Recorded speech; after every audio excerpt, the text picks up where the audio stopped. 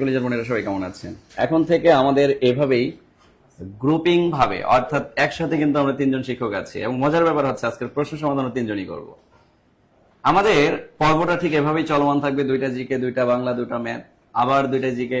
অর্থাৎ আপনাদের যাতে কখনো মনের ভেতরে কি বলবো খারাপ লাগা কাজ না করে, মোশনটা যাতে খুব ভালো থাকে, এই মোশনটা ভালো রাখার জন্যই আমাদের এই অনন্য আয়োজন। এবং মজার ব্যাপার হচ্ছে আমরা আপনাদের জন্য 2000 এমসিকিউ সিলেক্ট করেছি জিকে, বাংলা, ম্যাথ, ইংলিশ থেকে। এই 2000 এমসিকিউ থেকে প্রতিনিয়ত প্রতিদিন 9:50 আমাদের এই লাইভ সেশন অনুষ্ঠিত হবে এবং এই 2000 এমসিকিউ যদি আপনি সলভ করতে পারেন, আপনি সমাজসেবা বলেন, স্বাস্থ্যকর্মী বলেন, নিবন্ধন বলেন, প্রাইমারি বলেন, প্রধান শিক্ষক বলেন, যা পরীক্ষা আছে, যত মন্ত্রণালয়ের পরীক্ষা আছে, সবগুলো পরীক্ষায় দেখবেন যে আপনি অনায়াসে 80-90% বা 95% প্রশ্ন দেখবেন যে আমাদের ব্যাখ্যা থেকে বা এই প্রশ্নগুলোর আলোকেই আপনি প্রশ্ন কমন পাবেন।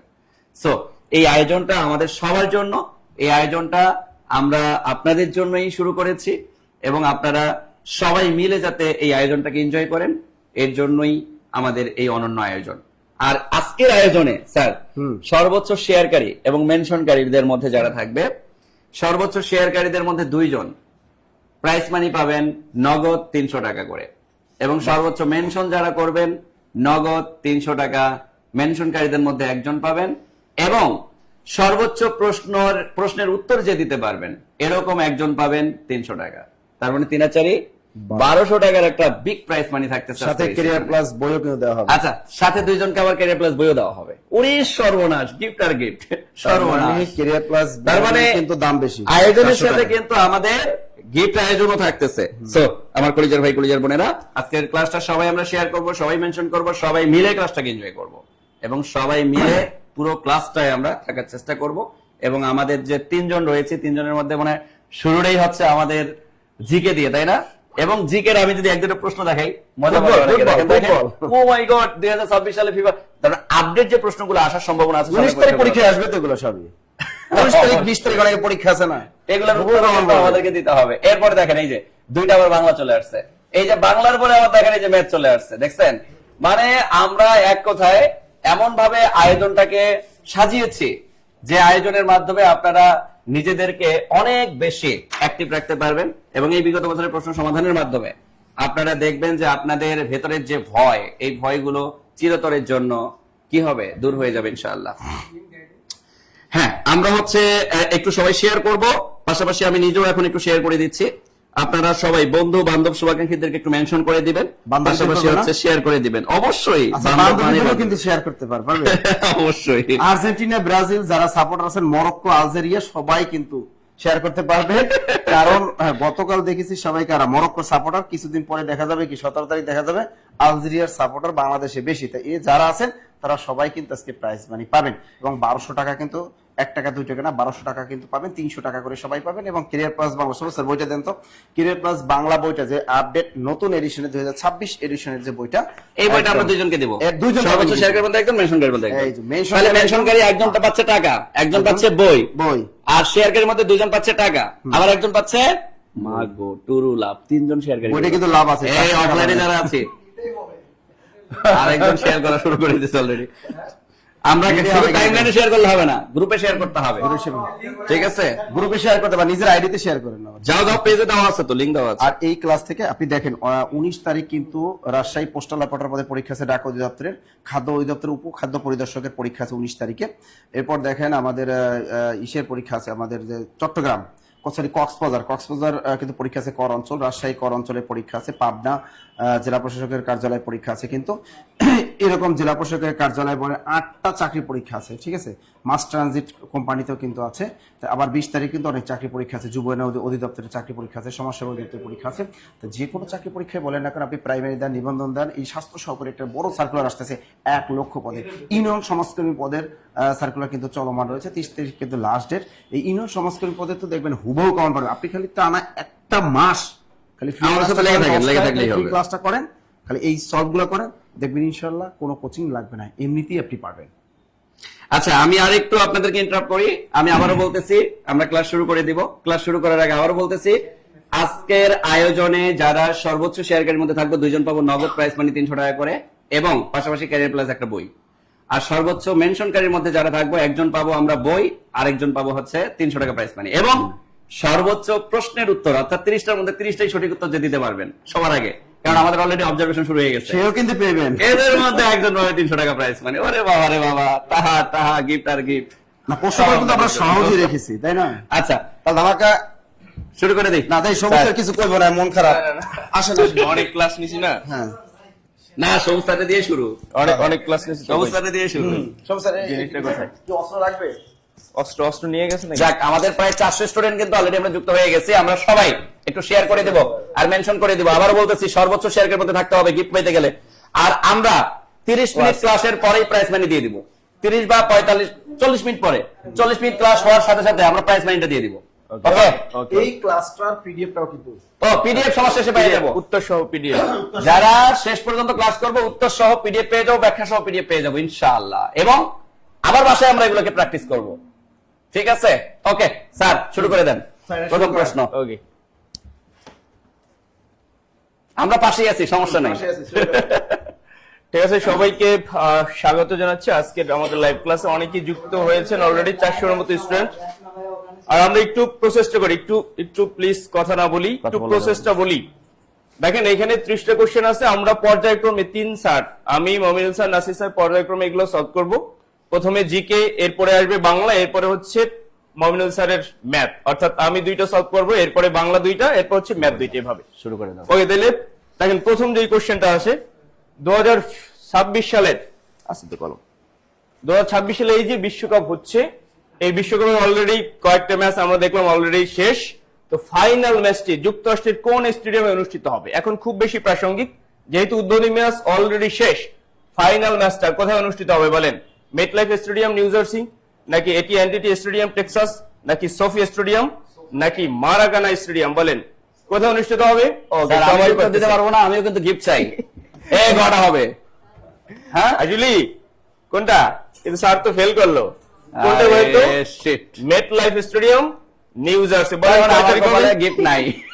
কয় তারিখ? 19 জুলাই 2026। ফাইনাল ম্যাচ কিন্তু 19 জুলাই 2026। ওকে, বাংলাদেশে তাইলে কয় তারিখ হবে সেটা? 20 তারিখ। আমরা দেখছি বাংলাদেশ কিন্তু একদিন পরে হচ্ছে। প্রথম ম্যাচটা হয়েছিল কয় তারিখ?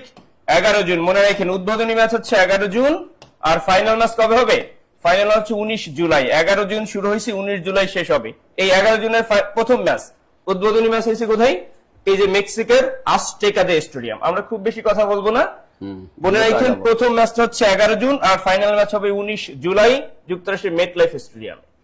পরের কোশ্চেন নম্বর 2 দেখেন, ফুটবল ইতিহাসের প্রথম দেশ হিসাবে কোন দেশ 3টি ভিন্ন বিশ্বকাপে ম্যাচ আয়োজন করতে যাচ্ছে, মানে এখন আয়োজন করতেছে অলরেডি? সেটা হচ্ছে কততম বিশ্বকাপ? 1970 সালের, 1986 এবং 2026। 3টা বিশ্বকাপ আয়োজন করার রেকর্ড করছে একটা মাত্র দেশ, সেটার নাম কি? যুক্তরাষ্ট্র, নাকি ব্রাজিল, নাকি জার্মানি, নাকি মেক্সিকো? 3টা বিশ্বকাপ আয়োজন করার এত বড় একটা সুনাম, সে রেকর্ড কিন্তু সে হোল্ড করছে। সেই দেশটার নাম হচ্ছে কি? মেক্সিকো। তাহলে মেক্সিকো হচ্ছে এই 3টা বিশ্বকাপ। বলতে চাইলাম কি যে আমি ব্রাজিলের সাপোর্টার, ব্রাজিল বলে দিই। ওকে, তাহলে এটা হচ্ছে মেক্সিকো, সে পরপর যেহেতু 3টা বিশ্বকাপ আয়োজন করার রেকর্ড করছে। ওকে, চলে আসছে তো বাংলা। ওরে বাবা, নাসির স্যারের আয়োজন চলে আসছে। চমৎকার একটা প্রশ্ন আসছে, যে প্রশ্নটা অনেক কনফিউশন প্রশ্ন, এবং এই প্রশ্নটা অনেক চাকরি পরীক্ষায় বারবার আসে এবং বারবার ভুল এই হয়। স্যার, আরেকটু আপনার সাথে ইন্টারাপ্ট করি। বল। সেটা হচ্ছে, যারা নতুন আসছে, যুক্ত হয়েছে, প্রায় 550-600 মধ্যে স্টুডেন্ট আসছে।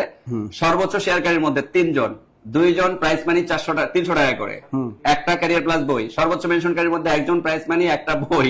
বাবা, শেয়ার করেন, মেনশন করেন দ্রুত। রিঅ্যাকশন ইউজ করবেন কিন্তু ক্লাসের আর ক্লাসে reaction use করতে হবে। যারা নতুন জয়েন করছেন, যারা জানেন না, তারা দেখেন এই প্রশ্নটা কিন্তু কতবার যে জব পরীক্ষা এসেছে তার হিসেব নেই। তারিখ কোন দেশি শব্দ? এটা অপশন দেওয়া আছে 4টা, আরবি, ফার্সি। ফার্সি মানে আমি বলে দিচ্ছি, ফার্সি মানে হলো ইরান, আর ফরাসি যেটা সেটা আপনি বলি সেটা হলো ফ্রান্স, যেটা ওটাকে ফরাসি বলা হয়। ইংরেজি, পর্তুগিজ। দ্রুত উত্তরটা করতে হবে। আমাদের সুজন ভাই তিনি অলরেডি বলে দিয়েছেন যে স্যার এটা তারিখ হলো আরবি শব্দ। কিছু কিছু বইয়ে এই তারিখ ফার্সি শব্দ দেওয়া আছে, এটা কিন্তু হবে না। আমরা জানি আইন সংক্রান্ত সকল শব্দ হলো আরবি, আইন রিলেটেড যত শব্দ আছে আরবি, কিন্তু আইন নিজে ফার্সি শব্দ। যদি পরীক্ষা আসে আইন কি শব্দ, খেয়াল রাখবা আইন কিন্তু ফার্সি শব্দ। এটাও অনেক চাকরি পরীক্ষা আসে, এটা অনেক বাজারে গাইডে ভুল দেওয়া আছে, আরবি দেওয়া আছে, বাংলা একাডেমি আধুনিক বাংলা অভিধানে দেওয়া আছে আইন কি শব্দ, ফার্সি শব্দ। তার নিয়মটা কি বললাম, আইন সংক্রান্ত যত শব্দ আছে সব কি আরবি শব্দ, যেমন আদালত, কাঠগড়া, মোহরি, উকিল, মুক্তার, এজলাস, কাঠগড়া, এগুলো সব কি আরবি শব্দ। কিন্তু আইন নিজে কি, আইন নিজে হলো ফার্সি শব্দ। ক্লিয়ার? এই যে কিছুদিন আগে একটা চাকরি পরীক্ষা আছে 26 সালে, নগদ কি শব্দ, আরবি শব্দ, নগদ কি শব্দ, আরবি শব্দ। আর একটা লিখে নেন এর সাথে, হিসাব কি শব্দ, আরবি শব্দ। 2026 সালে দুইটা চাকরি পরীক্ষা এই প্রশ্ন দুটো এসেছে, আবার দেখবেন 19 তারিখে এসে যাবে। তাই হিসাব কি শব্দ, আরবি শব্দ, নগদ কি শব্দ, আরবি শব্দ। তাহলে তারিখ কি শব্দ, আরবি আরবি আরবি। যারা পারছেন গিফট আছে, গিফট আছে, গিফট কিন্তু আছে, গিফট কিন্তু আছে। আচ্ছা, এবারে চমৎকার একটা সমাস থেকে একটা প্রশ্ন আছে, উপমান কর্মদ্বারায় সমাস। আমরা কিন্তু জানি উপমান কর্মদ্বারায় সমাস হলো, আপনি এখানে পরীক্ষা হলে 4টা শব্দ দেখবেন, দেখবেন যে শব্দটা একদম ট্রু লাভ মানে সত্য কথা, যেটা একদম সত্য কথা সেটাই কি সত্য কথাটা হলে উপমান। আর যদি দেখেন মিথ্যা কথা হয় তাহলে আমরা জানি সেটা উপমিত কর্মদ্বারায় সমাস হয়। আর যেটার পূর্বপদ মানে প্রথমটা যদি আপনার যদি অ্যাবস্ট্রাক্ট নাউন হয় তাহলে সেটা রূপক কর্মদ্বারায় সমাস হয়। আপনি দেখেন আমরা বললাম পরাণ পাখি, আচ্ছা পরাণ কি ধরা যায়, এই পরাণ ধরা যায়, দেখা যায়, চোখ দিয়ে দেখা যায়, তার মানে কি অ্যাবস্ট্রাক্ট নাউন, পরাণ কি অ্যাবস্ট্রাক্ট নাউন। আবার অনেকে বলে জান পাখি, কি বলে জান পাখি, এই যে জান পাখি, পরাণ পাখি, এগুলো ডাকের। জান কি চোখ দিয়ে ধরা যায়, জান কি দেখা যায়, দেখাও যায় না, ধরাও যায় না, তাহলে এই জান কি অ্যাবস্ট্রাক্ট নাউন। সুতরাং এই পূর্বপদ যদি অ্যাবস্ট্রাক্ট নাউন হয় তাহলে সেটা রূপক কর্মদ্বারায় সমাস হবে। তাহলে পরাণ পাখি কি সমাস, রূপক কর্মদ্বারা সমাস, পরাণ পাখি রূপক কর্মদ্বারায় সমাস। এবারে দেখেন কাল চক্র, কাল মানে কি একটা সময়, চোখ দিয়ে কি দেখা যায়, দেখা যায়, দেখা যায়, এটা কি অ্যাবস্ট্রাক্ট নাউন, এটাও কি রূপক কর্মদ্বারা সমাস। উত্তর এটা মানে এটা হয়। এখন আছে শস ব্যস্ত, স্যার শস মানে কি, শস মানে হলো খরগোশ, শস মানে কি খরগোশ। তা খরগোশ সবসময় কি ব্যস্ত থাকে না, ওরা সাইডে দেখেন এদিকে দিকে দিকে কি করে দৌড়ায়, তাহলে এটা কি হবে, এটা হলো ট্রু, এটা একদম কি ট্রু। আবার দেখেন শস এটা নাউন আর বিজি মানে অ্যাডজেক্টিভ, এটা হলো পূর্ব যদি নাউন হয় আর পরপরটা যদি অ্যাডজেক্টিভ হয় তাহলে সেটা উপমান কর্মদ্বারায় সমাস হয়, আর কথাটা যদি সত্য হয় তাহলে সেটা উপমান কর্মদ্বারায় সমাস হয়। তাহলে শস ব্যস্ত কি হবে, উপমান কর্মদ্বারায় সমাস।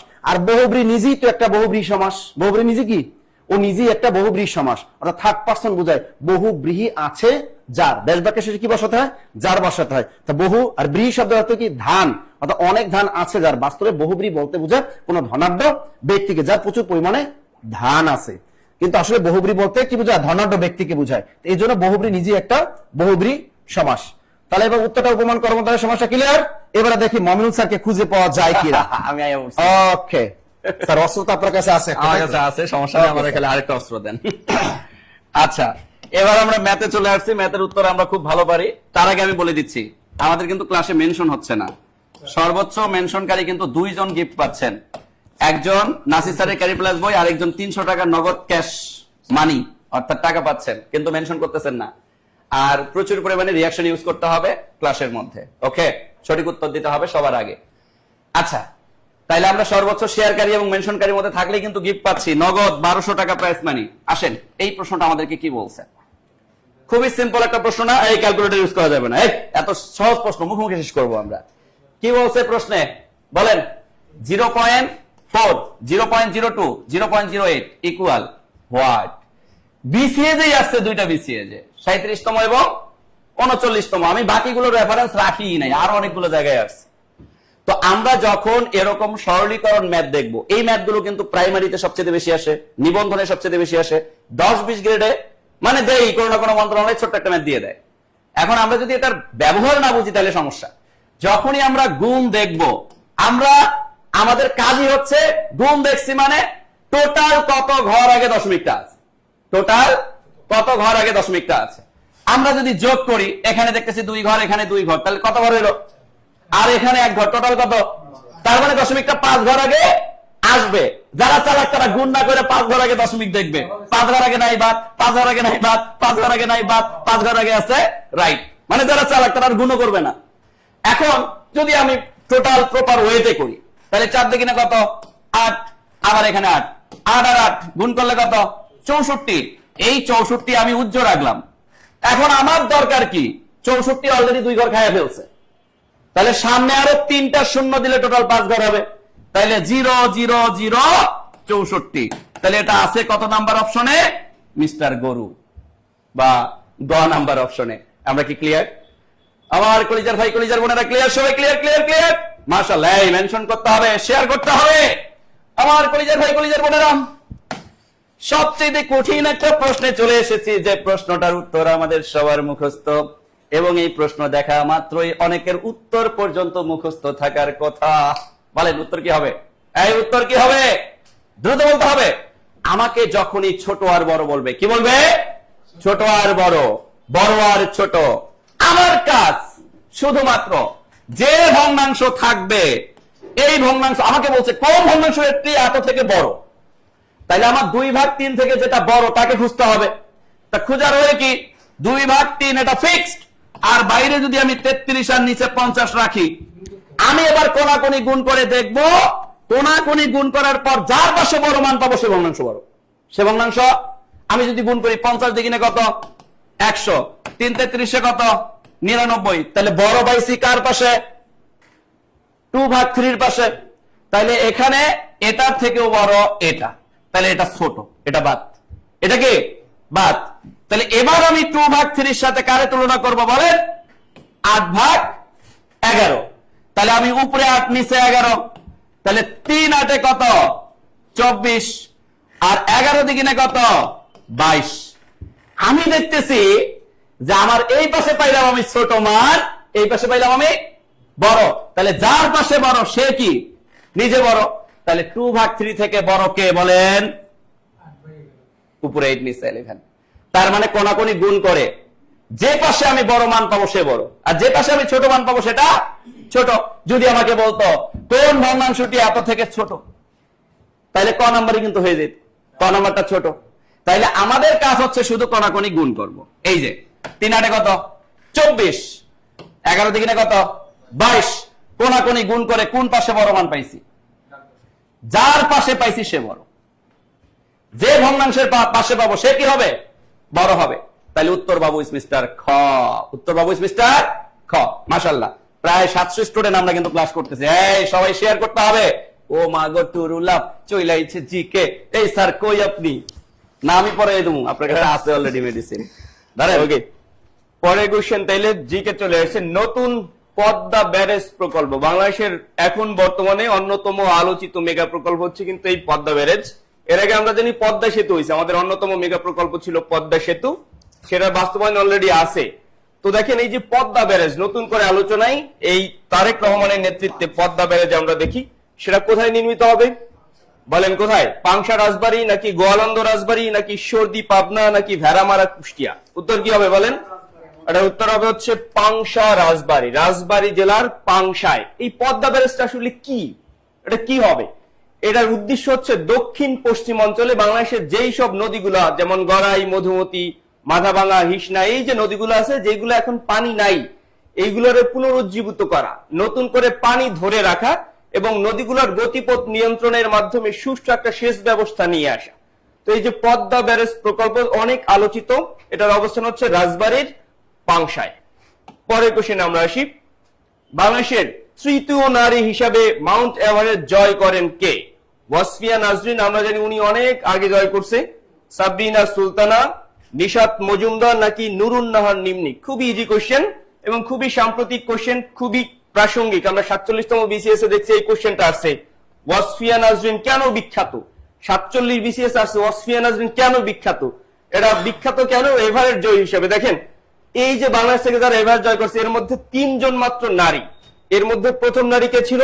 প্রথম নারী ছিল নিশাত মজুমদার। নিশাত মজুমদার ছিল কিন্তু প্রথম নারী। দ্বিতীয় নারী ছিল ওয়াসফিয়া নাজরিন, এবং ফাইনালি আমরা এই যে সাম্প্রতিক সময় যারা দেখি তার নাম হচ্ছে নুরুন নাহার নিম্নি। ওনারে নিয়ে যদি বলি, এই নুরুন নাহার নিম্নি উনি জয় করেন কবে? 27 মে। মনে রাখছেন 27 মে 2026। আমি জানি এভারেস্ট জয় করার যে মোক্ষম মাস, উপযুক্ত মাস, সেটা হচ্ছে মে মাস। তো সাধারণত বাংলাদেশ থেকে যারা এভারেস্ট জয় করে তারা মে মাসেই করে, এবং আমরা দেখলাম বাংলাদেশের তৃতীয় নারী হিসেবে নুরুন নাহার নিম্নি, উনি এভারেস্ট জয় করছে 27 মে 2026। আর একটা ইন্টারেস্টিং ব্যাপার, এই যে নারী নুরুন নিম্নি, উনি কিন্তু পুবলি ব্যাংকে কর্মরত আছে, অনেক বয়স্ক নারী, কিন্তু এই বয়সে উনি এভারেস্ট ওটা সাহস দেখাইছে। আর একটা ইন্টারেস্টিং ব্যাপার, উনি ঢাকা বিশ্ববিদ্যালয়ের সাবেক শিক্ষার্থী ছিলেন। ওই হোয়াটএভার, পরের কোশ্চেন আমরা দেখি। পরের কোশ্চেন স্যার চলে আসে, নাসির স্যার। পরের কোশ্চেন হচ্ছে নাসির না, স্যার। এটাও সমস্যা নাই, এটাও কিন্তু চমৎকার একটা প্রশ্ন, জিকের সাথে রিলেটেড, খারাপ কিন্তু না। মুসলিম রেনেসার কবিকে এখানে প্রথমে আপনাকে একটা বানান শিখতে হবে, সেটা হলো রেনেসা বানানটা কি। ঠিক আছে, আগে রেনেসা বানানটা কিন্তু তালবস্য দিয়ে লেখা হতো, কিন্তু এখন রেনেসা বানানটা কিন্তু রয়কারে নয়কারে এ দন্ত শাখার উপর কিন্তু একটা চন্দ্রবিন্দু রেনেসা। ঠিক আছে, এখন মুসলিম রেনেসার কবি বলা হয় কাকে? স্যার রেনেসার সূত্রপাত হয় কোন দেশে?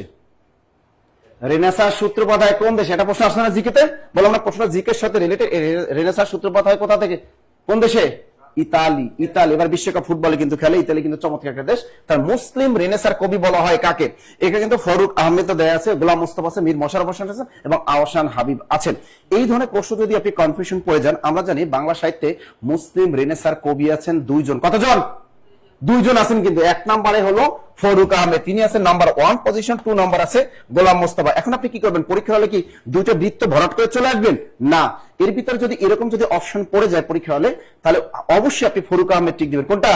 ফারুক আহমেদ, ফারুক আহমেদ। এখন যদি কোনো চাকরি পরীক্ষায় গিয়ে দেখেন যে সেখানে ফারুক আহমেদ নেই, সেক্ষেত্রে কিন্তু আপনি অবশ্যই গোলাম মোস্তফা টিক দিবেন। এরকম আরো প্রশ্ন, নাগরিক কবি বলা হয় কাকে?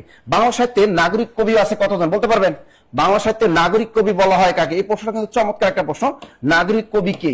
এখন দেখেন বাংলা সাহিত্যে নাগরিক কবি প্রথম আছে আমাদের ভারতচন্দ্র রায় গুণাকার।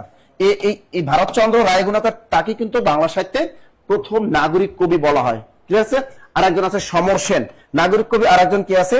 সমর সেন। এ খেয়াল রাখবেন, সমর সেন নাগরিক কবি। আধুনিক যুগে নাগরিক কবি বলা হয় কাকে বলতে পারবেন? শামসুর রহমান। শামসুর রহমান, নট রহমান, শামসুর কি হবে? রহমান। তাহলে এই নাগরিক কবি খেয়াল করেন, বাংলা সাহিত্যে প্রথম নাগরিক কবি কে? ভারতচন্দ্র। এবার কে? সমর সেন। সর্বশেষ আধুনিক যুগের নাগরিক কবি বলা হয় কাকে? শামসুর রহমানকে। তাহলে আমরা দেখেন কতগুলো প্রশ্ন শিখতে পারলাম। স্যার এখানে যদি রহমানের জায়গায় রহমান দেয় না, তাহলে হবে না, হবে না, রহমান হবে না। এই যে ফারুক আহমেদ বানানটা কিন্তু খেয়াল রাখবেন। তাহলে বাংলা সাহিত্যে মুসলিম রেনেসার কবিকে ফারুক আহমেদ। ফারুক আহমেদ না থাকলে আমরা গোলাম মোস্তফা টিক দিয়ে চলে আসবো।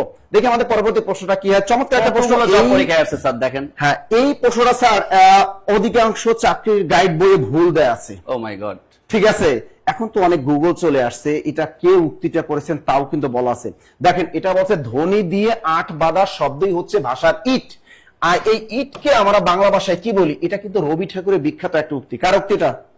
এই উক্তিটাও যদি কোনো পরীক্ষায় ধরে যে উক্তিটি কার, এটা কিন্তু রবি ঠাকুরের বিখ্যাত একটা উক্তি এবং তার বইয়ে হুবাহু দেয়া আছে। এখানে ইট বলতে কথা, ইট বলতে কি?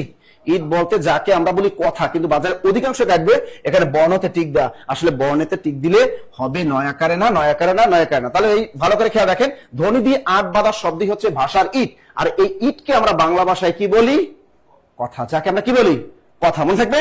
এই কনফিউশন প্রশ্নটা আমি সলভ করে দিলাম আপনাদের। দেখি এবার মমিনুল স্যারের পালা মেবি হবে।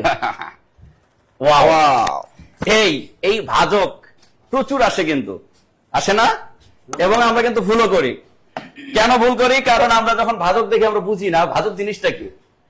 আচ্ছা, তার আগে আবারও বলতেছি, 700 স্টুডেন্ট আছে কিন্তু শেয়ার হচ্ছে না। সর্বোচ্চ শেয়ারের মধ্যে 3 জন পাইতেছেন গিফট, অথচ কোনো শেয়ার নাই।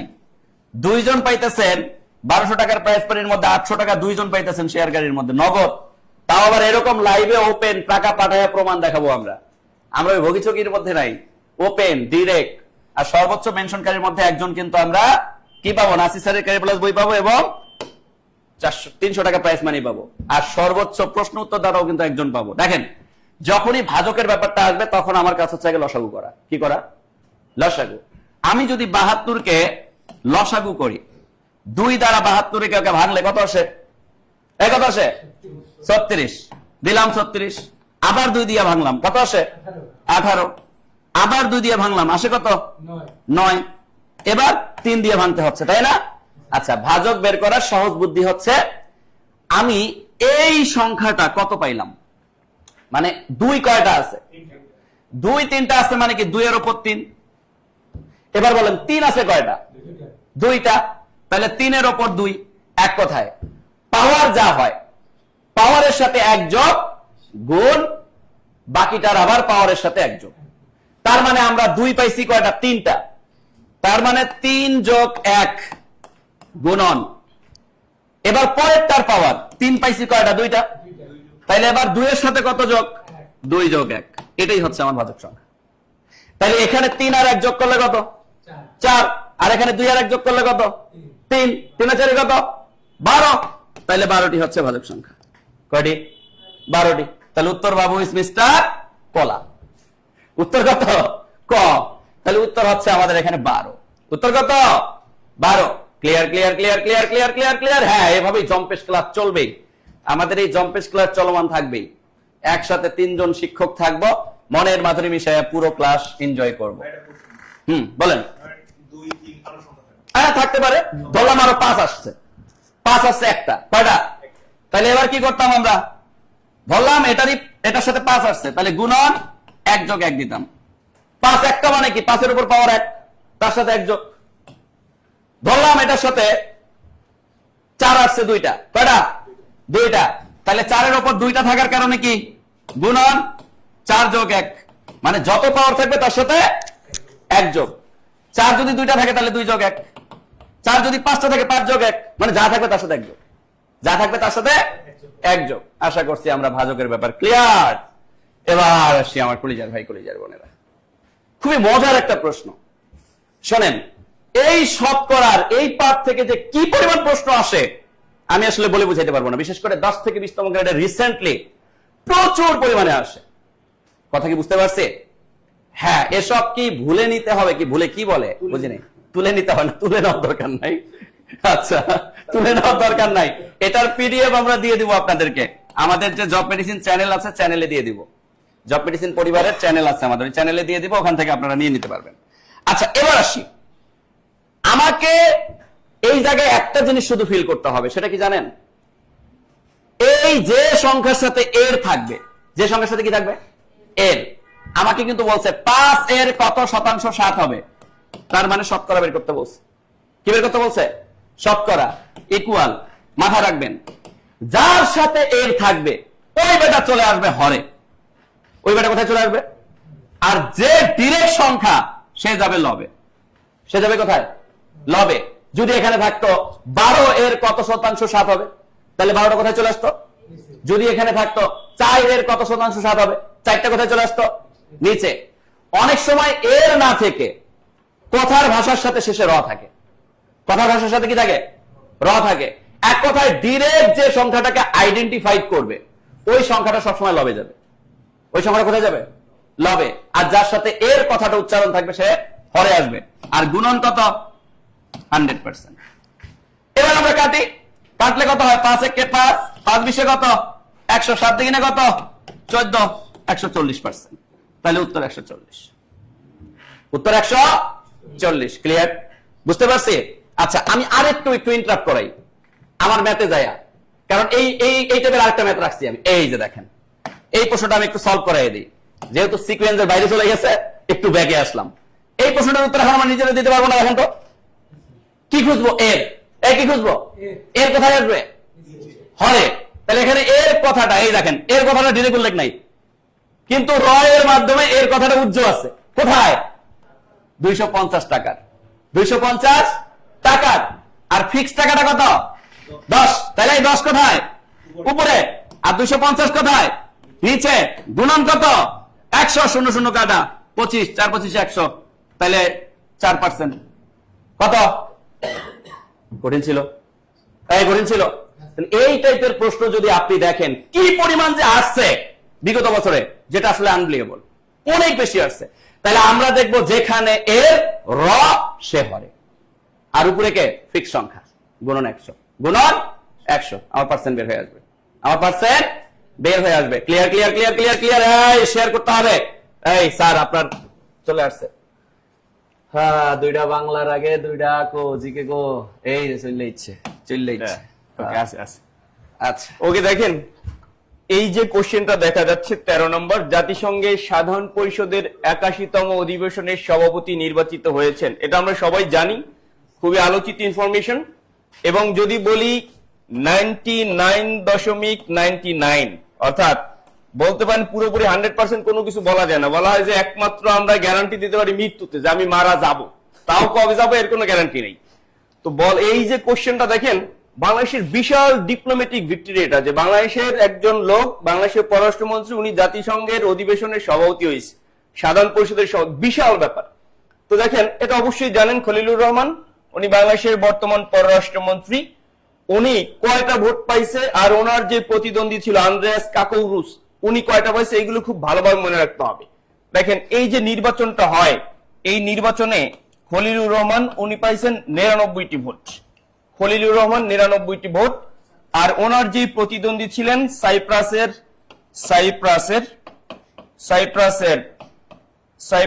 আন্দ্রেয়াস কাকৌরিস, একটু স্পেলিং এ উচ্চারণে এদিক সেদিক হয়, আন্দ্রেয়াস কাকৌরিস, উনি পেয়েছেন কয়টি ভোট? উনি পেয়েছেন 91টি ভোট। মোট ভোট পড়ছে কিন্তু 190টা, 99 আর 91, টোটাল ভোট পড়ছে 190টা, যার মধ্যে খলিলুর রহমান 8 ভোটের ব্যবধানে কিন্তু জয়লাভ করছে। এটা খুব ভালোভাবে মনে রাখতে হবে। উনি জাতিসংঘের সাধারণ পরিষদের 81তম অধিবেশনে সভাপতিত্ব করবেন, উনি হোস্ট করবে, উনি বসে থাকবে, ট্রাম্প আসবে, পুতিন আসবে, সবাই সামনে বসে থাকবে, আর আমাদের খলিলুর রহমান বাংলাদেশকে প্রতিনিধিত্ব করবে। বিশাল অর্জন এটা। এবার এর সাথে যদি আমরা আরেকটি ইনফরমেশন রিলেট করি, সেটা হচ্ছে বাংলাদেশ ঠিক 40 বছর আগে আরো একবার সাধারণ পরিষদের সভাপতি হয়েছিল। সেটা কত সালে?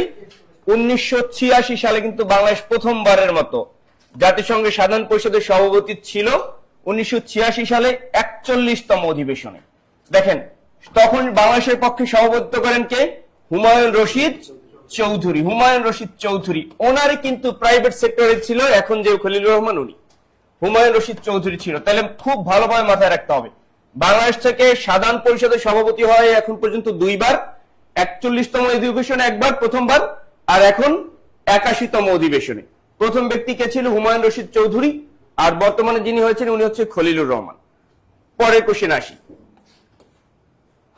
2026 সালে ফুটবল বিশ্বকাপ যে চলতেছে, এই বিশ্বকাপে প্রথমবারের মতো নিচের কোন দেশটি অংশ নিয়েছে?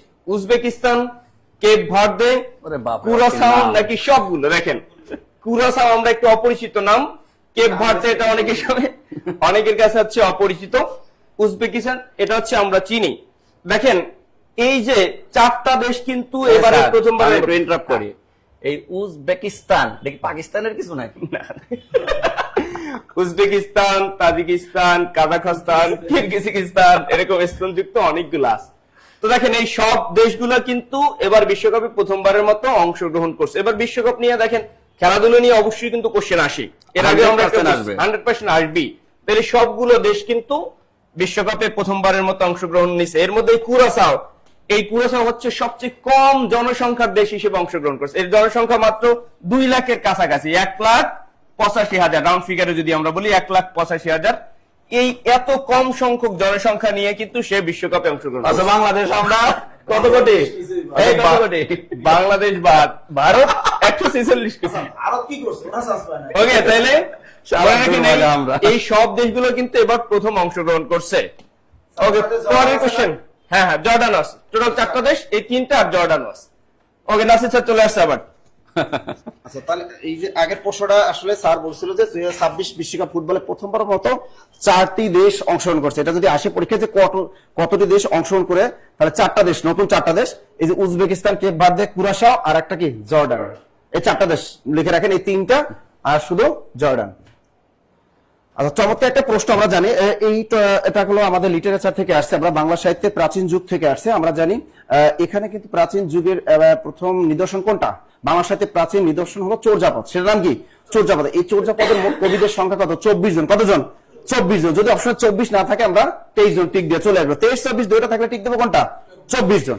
এখন দেখেন, এখানে একটা লাইন আছে, অপনা মাংসে হরিণা বরি। লাইনটার অর্থ কিন্তু আছে, অর্থাৎ হরিণ তার নিজের শরীরের মাংসের জন্যই সে নিজের কাছে নিজে কি শত্রু। কারণ কি, তাকে সবাই কি করতে চায়? খেতে চায়। বাঘও খেতে চায়, সিংহ মামাও খেতে চায়, আর আমরা বাঙালি আমরা সবসময় খেতে চাই কি? হরিণের মাংস। যেরকম সুন্দরী মেয়ে তার নিজের শরীরটা নিয়ে রাতের বেলা চলাফেরা করতে পারে না, দিনের বেলা করতে পারে না, যদি কেউ না কেউ ধরে, ওই স্টাইলই এক কথায়। ঠিক আছে, তাহলে আপনার মাংস হরিণা বইরে, অর্থাৎ শরীরটা নিজের শরীরের মাংসের জন্য সে নিজের কাছে নিজে শত্রু। এই বিখ্যাত উক্তিটি করেছেন তিনি কে? অর্থাৎ পরীক্ষা আরেকটা প্রশ্ন আসছে যে চর্যাপদের কোন কবি নিজেকে বাঙালি বলে পরিচয় দিয়েছেন, সে কে? বুসুকুপা। তিনি আর কেউ না, তিনি আমাদের অতি সুপরিচিত না, তিনি হলেন বুসুকুপা। তাকে এই কবি তিনি নিজেকে বাঙালি বলে পরিচয় দিয়েছেন এবং তাকে কিন্তু চর্যাপদের আধুনিক কবি বলা হয়। চমৎকার প্রশ্ন লিখে রাখেন, তা চর্যাপদের আধুনিক কবিকে, চর্যাপদের আধুনিক কবিকে বুসুকুপা। ক্লিয়ার? তা নিজেকে বাঙালি বলে পরিচয় দিয়েছেন কে? বুসুকুপা। আর চর্যাপদের একটা লেডিস আছে, 24 জন ভিতরে একটা কি আছে, সুন্দরী একটা লেডিস ছিল, ওনার নাম কি? কুকুরিপা।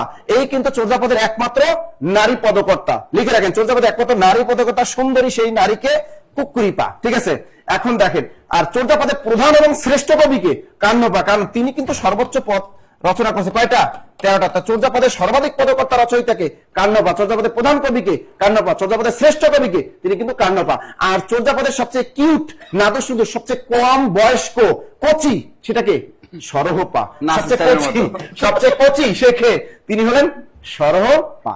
দেখি এবার কার পালা? না আরো আছে মনে হয়। ওরে আল্লাহ, নিচের কোনটি শুদ্ধ বাক্য? এখানে আসলে নিচের কোনটি শুদ্ধ বাক্য, তার মানে অশুদ্ধ না। একটা জিনিস মনে রাখবেন, কারো কাছে কখনো গোপন কথা বলবেন না, একটু গোপনীয় কথা বলার চেষ্টা করবেন। কোন কথা বলবেন?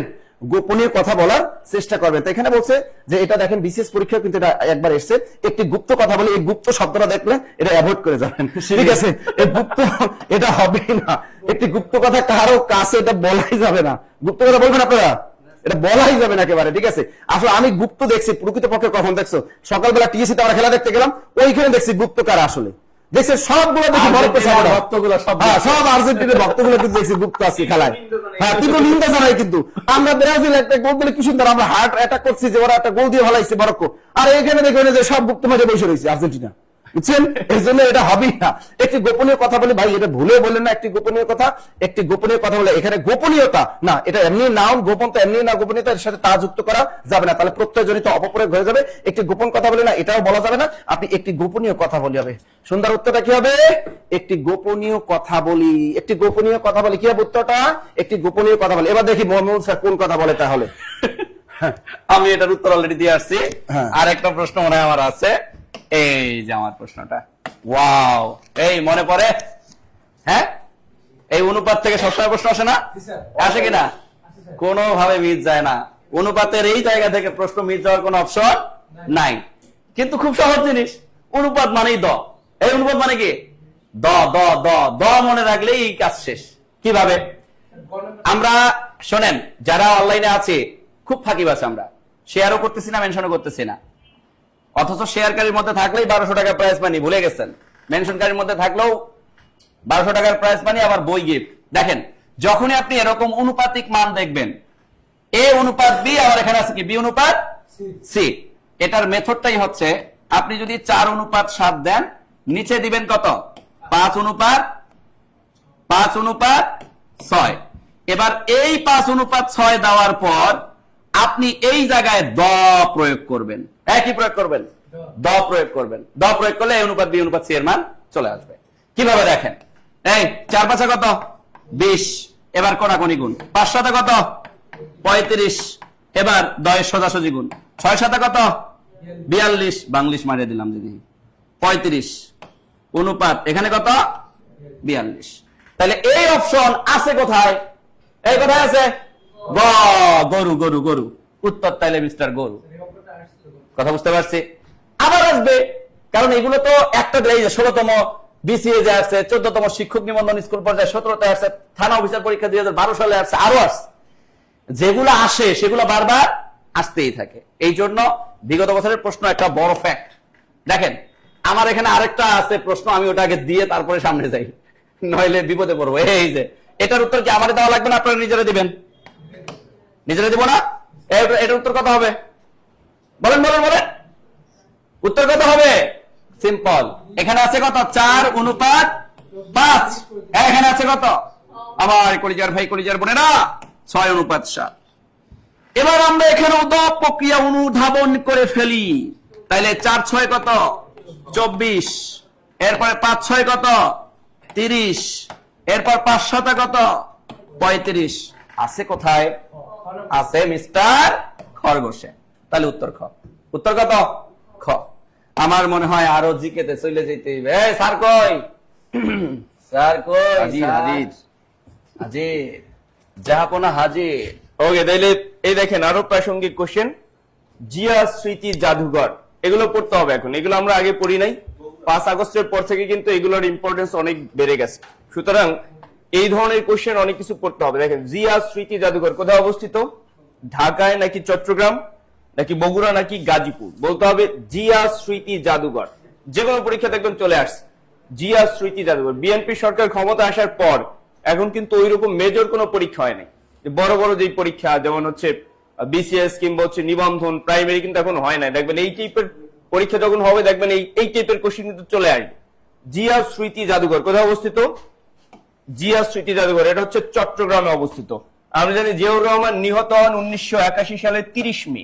1981 সালের 30 মে চট্টগ্রামের যে সার্কিট হাউস আছে সেখানে, এটা হচ্ছে চট্টগ্রামের কাজীর দেউরে অবস্থিত জিয়া স্মৃতি জাদুঘর।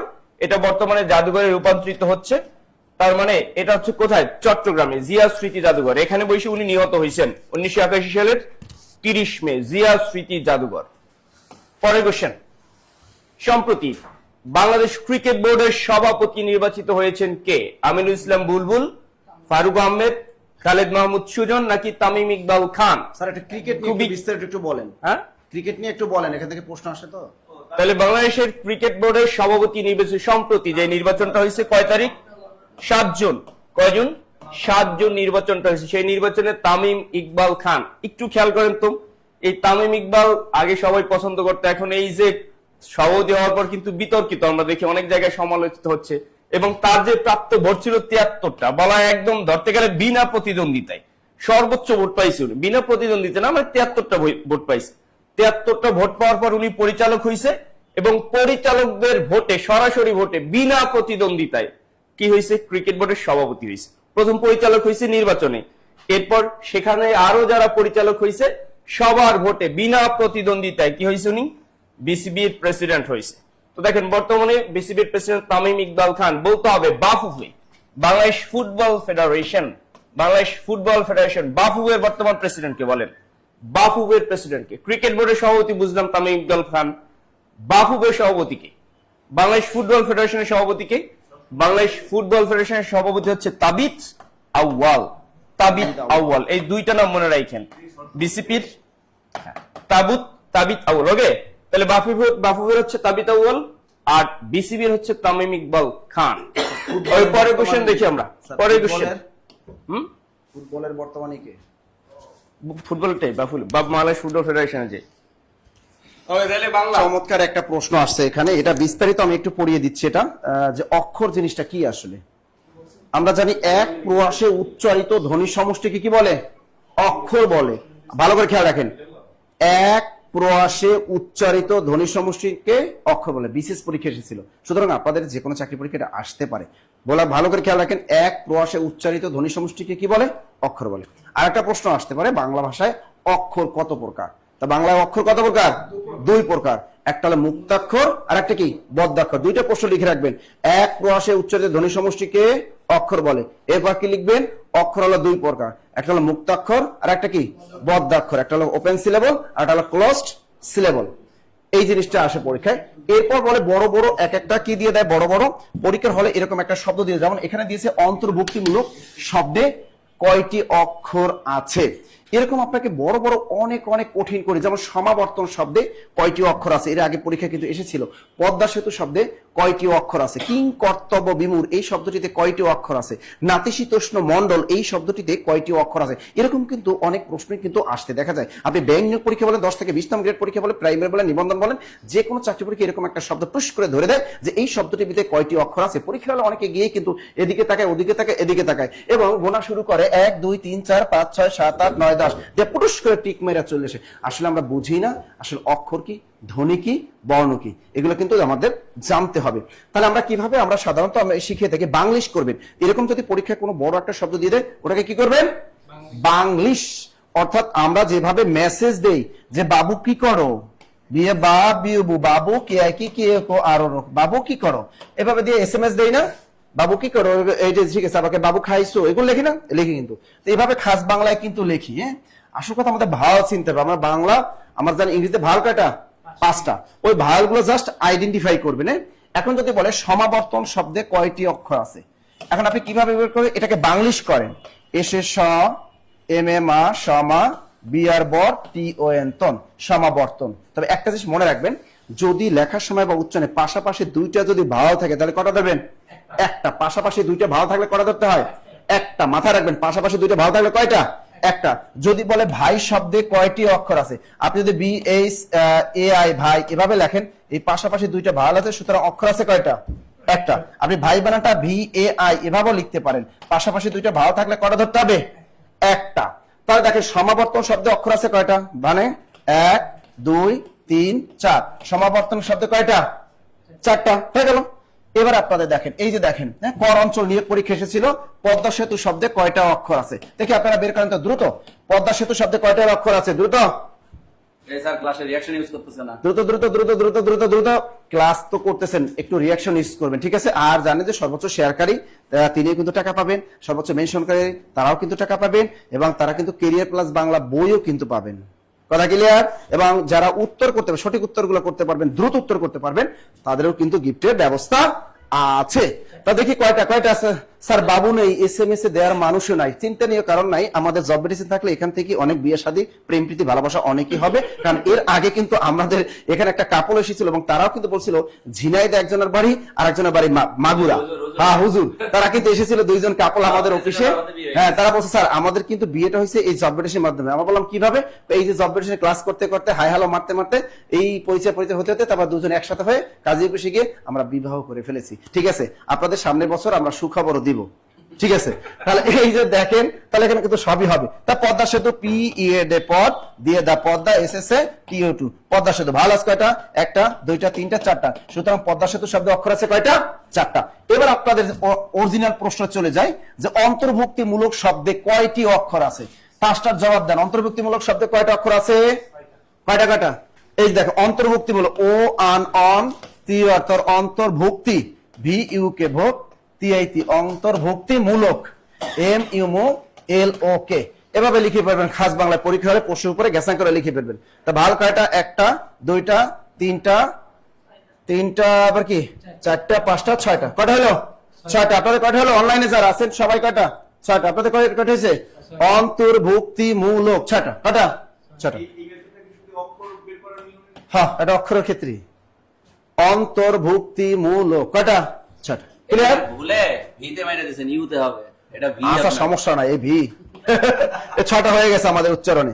আচ্ছা, অন্তর্ভুক্তিমূলক শব্দ তাহলে কয়টা আছে? ছয়টা। এরকম কঠিন শব্দ আপনার পরীক্ষা আসবে। যেমন এর আগে চাকরি পরীক্ষায় দিয়েছিল বাংলাদেশ বিমান বাহিনীতে যে নাতিশীতোষ্ণ মণ্ডল, নাতিশীতোষ্ণ মণ্ডল, এই শব্দটিতে কয়টি অক্ষর আছে? এটা অনেকেই কিন্তু ভুল করেন। এই শব্দটিতে কয়টি আছে বলেন তো দ্রুত? কয়টি আছে? নাতিশীতোষ্ণ মণ্ডল শব্দ কয়টা আছে? দ্রুত দ্রুত বের করার চেষ্টা করেন, একদম দ্রুত দ্রুত। নাতিশীতোষ্ণ মণ্ডল শব্দে কয়টি অক্ষর আছে? পারবেন? এরকম কয়টা? 7টা। এই যে দেখো, তুমি পেরে গেছো। এনে না টিআইটি নাতি এসাইসি নাতিশি টিএস্তোষ নাতিশীতোষ্ণ এনো নো এমন মন ডিওডল নাতিশীতোষ্ণ মণ্ডল। ভার কয়টা? একটা, দুইটা, তিনটা, চারটা, পাঁচটা, ছয়টা, 7টা। সুতরাং কয়টা হলো? 7টা। নাতিশীতোষ্ণ মণ্ডল শব্দে অক্ষর আছে কয়টা? এখন পরীক্ষায় যদি আপনার যা আসুক, ডোনাল্ড ট্রাম্প শব্দে কয়টা আছে, বিশ্বকাপ ফুটবল শব্দে কয়টা আছে, পারবেন না? ওকে, তা দেখি পরেরটা কি আসতেছে আমাদের। ওয়াও, চমৎকার একটা প্রশ্ন আছে। দিনের আলো ও সন্ধ্যার আলোর মিলন কি? দিনের আলো আর সন্ধ্যার আলো, এটা মিলনটাকে কি বলে? মূলত এটা দেওয়ার আরো একটা উদ্দেশ্য আছে, গোধূলি বানানটা শিখানো। অপরাহ্ন, সায়াহ্ন, প্রাহ্ন, পূর্বাহ্ন, মধ্যাহ্ন, এই বানানগুলো একটু শিখিয়ে দিই, কারণ এগুলো কিন্তু পরীক্ষায় কিন্তু আসে। মানে মধ্যাহ্ন, ম ফলা আকার হয় না, এই মধ্যাহ্ন বানান ন নিচে থাকবে নাকি পাশে থাকবে, এটা নিয়ে আমরা বিপদে পড়ি। মধ্যাহ্ন মানে বুঝতেই পারতেছে, ধরে নেন মাঝখানে। মধ্যাহ্ন মানে কি? মাঝ বরাবর, তাহলে মাঝই থাকবে। নটা কই থাকবে? মাঝই থাকবে। তাহলে এই বানানটা ভুলবেন। মধ্যাহ্ন মানে কি? মাঝখানে। তাহলে 9টা কই বসবে? মাঝখানে। এখন পরীক্ষা আবার অন্যভাবে আসে যে স্যার এই 9টা কোন নাম, মূর্ধন্য নাকি দন্ত না? এখন দেখেন ও চেহারাটা দেখতে দেখায় কি মূর্ধন্য নেওয়ার মতো, আসলে কি দন্ত না। আমরা দেখেন না, ওই যে ছাত্র দলে কিছুদিন আগে ভাইরাল হয়েছিল বিবাড়িয়ার একটা ছেলে, কি সুন্দর টিকটক করতো মেয়ে সাইজা। ওরে ভাই, কত ছেলে যে তার জন্য রাতের ঘুম হারাম করছে, তার হিসাব নাই। আসলে পরে দেয় ও কি, ও ছেলে, ও কি ছেলে। তো এইরকম এখন ওরে দেখতে মনে হয় মূর্ধন্য না, আসলে ও হলো দন্ত না। ও কোন না?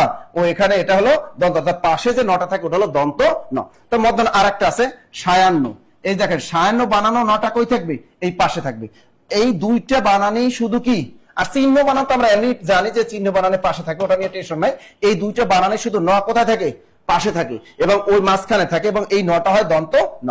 এছাড়া সমস্ত ক্ষেত্রে অন্য যত বানান আছে সব ন কই বসবে, সব নিচে। সব কোথায়, সব নিচে চলে যাবে। যেমন যদি আসে প্রাণ বানান কি, ন কই যাবে, নিচে যাবে। আবার দেখেন পূর্বাহ্ন বানান কি, পূর্বাহ্ন আবার ন কই যাবে, অবশ্যই নিচে যাবে, পূর্বাহ্ন। আবার প্রাণ্য, পূর্বাহ্ন, অপরাহ্ন বানানটা কি হবে, অপরাহ্ন, ন কই যাবে, নিচে যাবে। এই বানানটা কিন্তু পর্যাপ্ত পরিমাণে আসে, পূর্বাহ্ন অপরাহ্ন বানান। এখন এই নিচে যে নটা আছে ওরা দেখতে মনে হয় আবার দন্ত ন, আসলে ও দন্ত ন না, ও কোন না, ওগুলো মূর্ধন্য ন। মূর্ধন্য মানে কি, পিছনে মাথা থাকবে। কি ক্লিয়ার? তাহলে এখন দিনের আলো সন্ধ্যার আলোর মিলন কি বলে, গোধূলি। আর গোধূলি বানান অনেককে দীর্ঘ দিয়ে লেখে, আসলে গোধূলি বানানটা কি হবে, রসিকা, রসিকা, রসিকা। ওকে, দেখি আমাদের সবুজ স্যার নাম মমিনুল স্যার, দেখি কে আসতেছে পরে। মমিনুল স্যার আসবে, আমারে কি দিবেন না? ওকে, না ম্যাথ আসছে। এই মজার প্রশ্ন হয়েছে কিন্তু, যারা আমরা সায়েন্স ব্যাকগ্রাউন্ডের স্টুডেন্ট তারা তো অলরেডি উত্তর দিয়েই ফেলাইছি। হ্যাঁ, খুবই মজার একটা জিনিস। আমরা অধ্যায়টারও কিন্তু খুব স্কিপ করি। অধ্যায়টা হচ্ছে সময়, দূরত্ব, গতিবেগ। মনে পড়ে? এই সময়, দূরত্ব, গতিবেগ অধ্যায় থেকে প্রচুর কিন্তু প্রশ্ন আসে, কিন্তু আমরা এই অধ্যায়টাকে যে একটা সূত্রের মাধ্যমে সব ম্যাথ করা যায় এটা আমরা অনেকে জানি না। এটা আমরা অনেকে জানি না, অথচ কত সহজ একটা ম্যাথ। আমার কি বলছে, 14তম শিক্ষক নিবন্ধনে আসছে, 11তম শিক্ষক নিবন্ধনে আসছে, দেন নিবন্ধনে 2 বার আসছে। চিন্তা করা যায়? আচ্ছা, এবার আমরা একটু দেখি।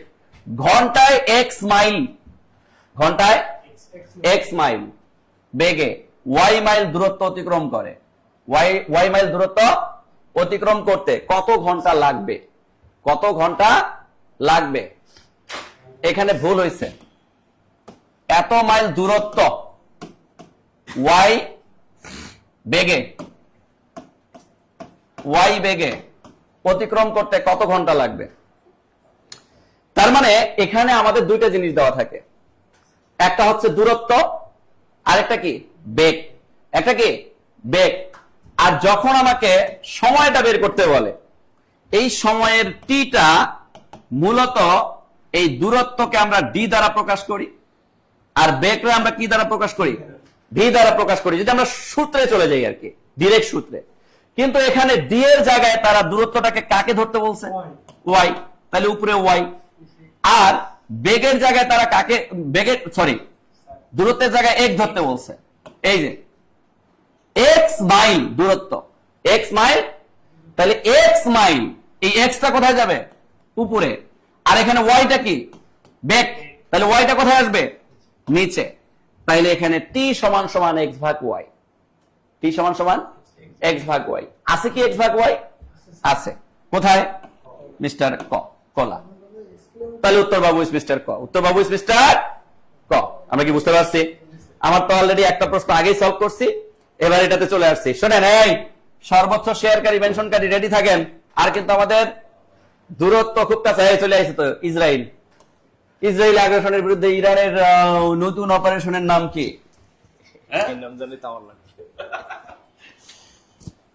ওকে, দেখেন, ইসরায়েলের আগ্রাসনের বিরুদ্ধে ইরানের নতুন অপারেশন। অপারেশন মানে হচ্ছে হামলা। এখন দেখেন, এতদিন পর্যন্ত আমরা একটা হামলা জানতাম যে ইরান যে আগ থেকে হামলা চালু করছিল গত বছর, তারও আগের বছর থেকে, কি নামে, অপারেশন ট্রু প্রমিস। শুধু দেখতাম আমরা ট্রু প্রমিস।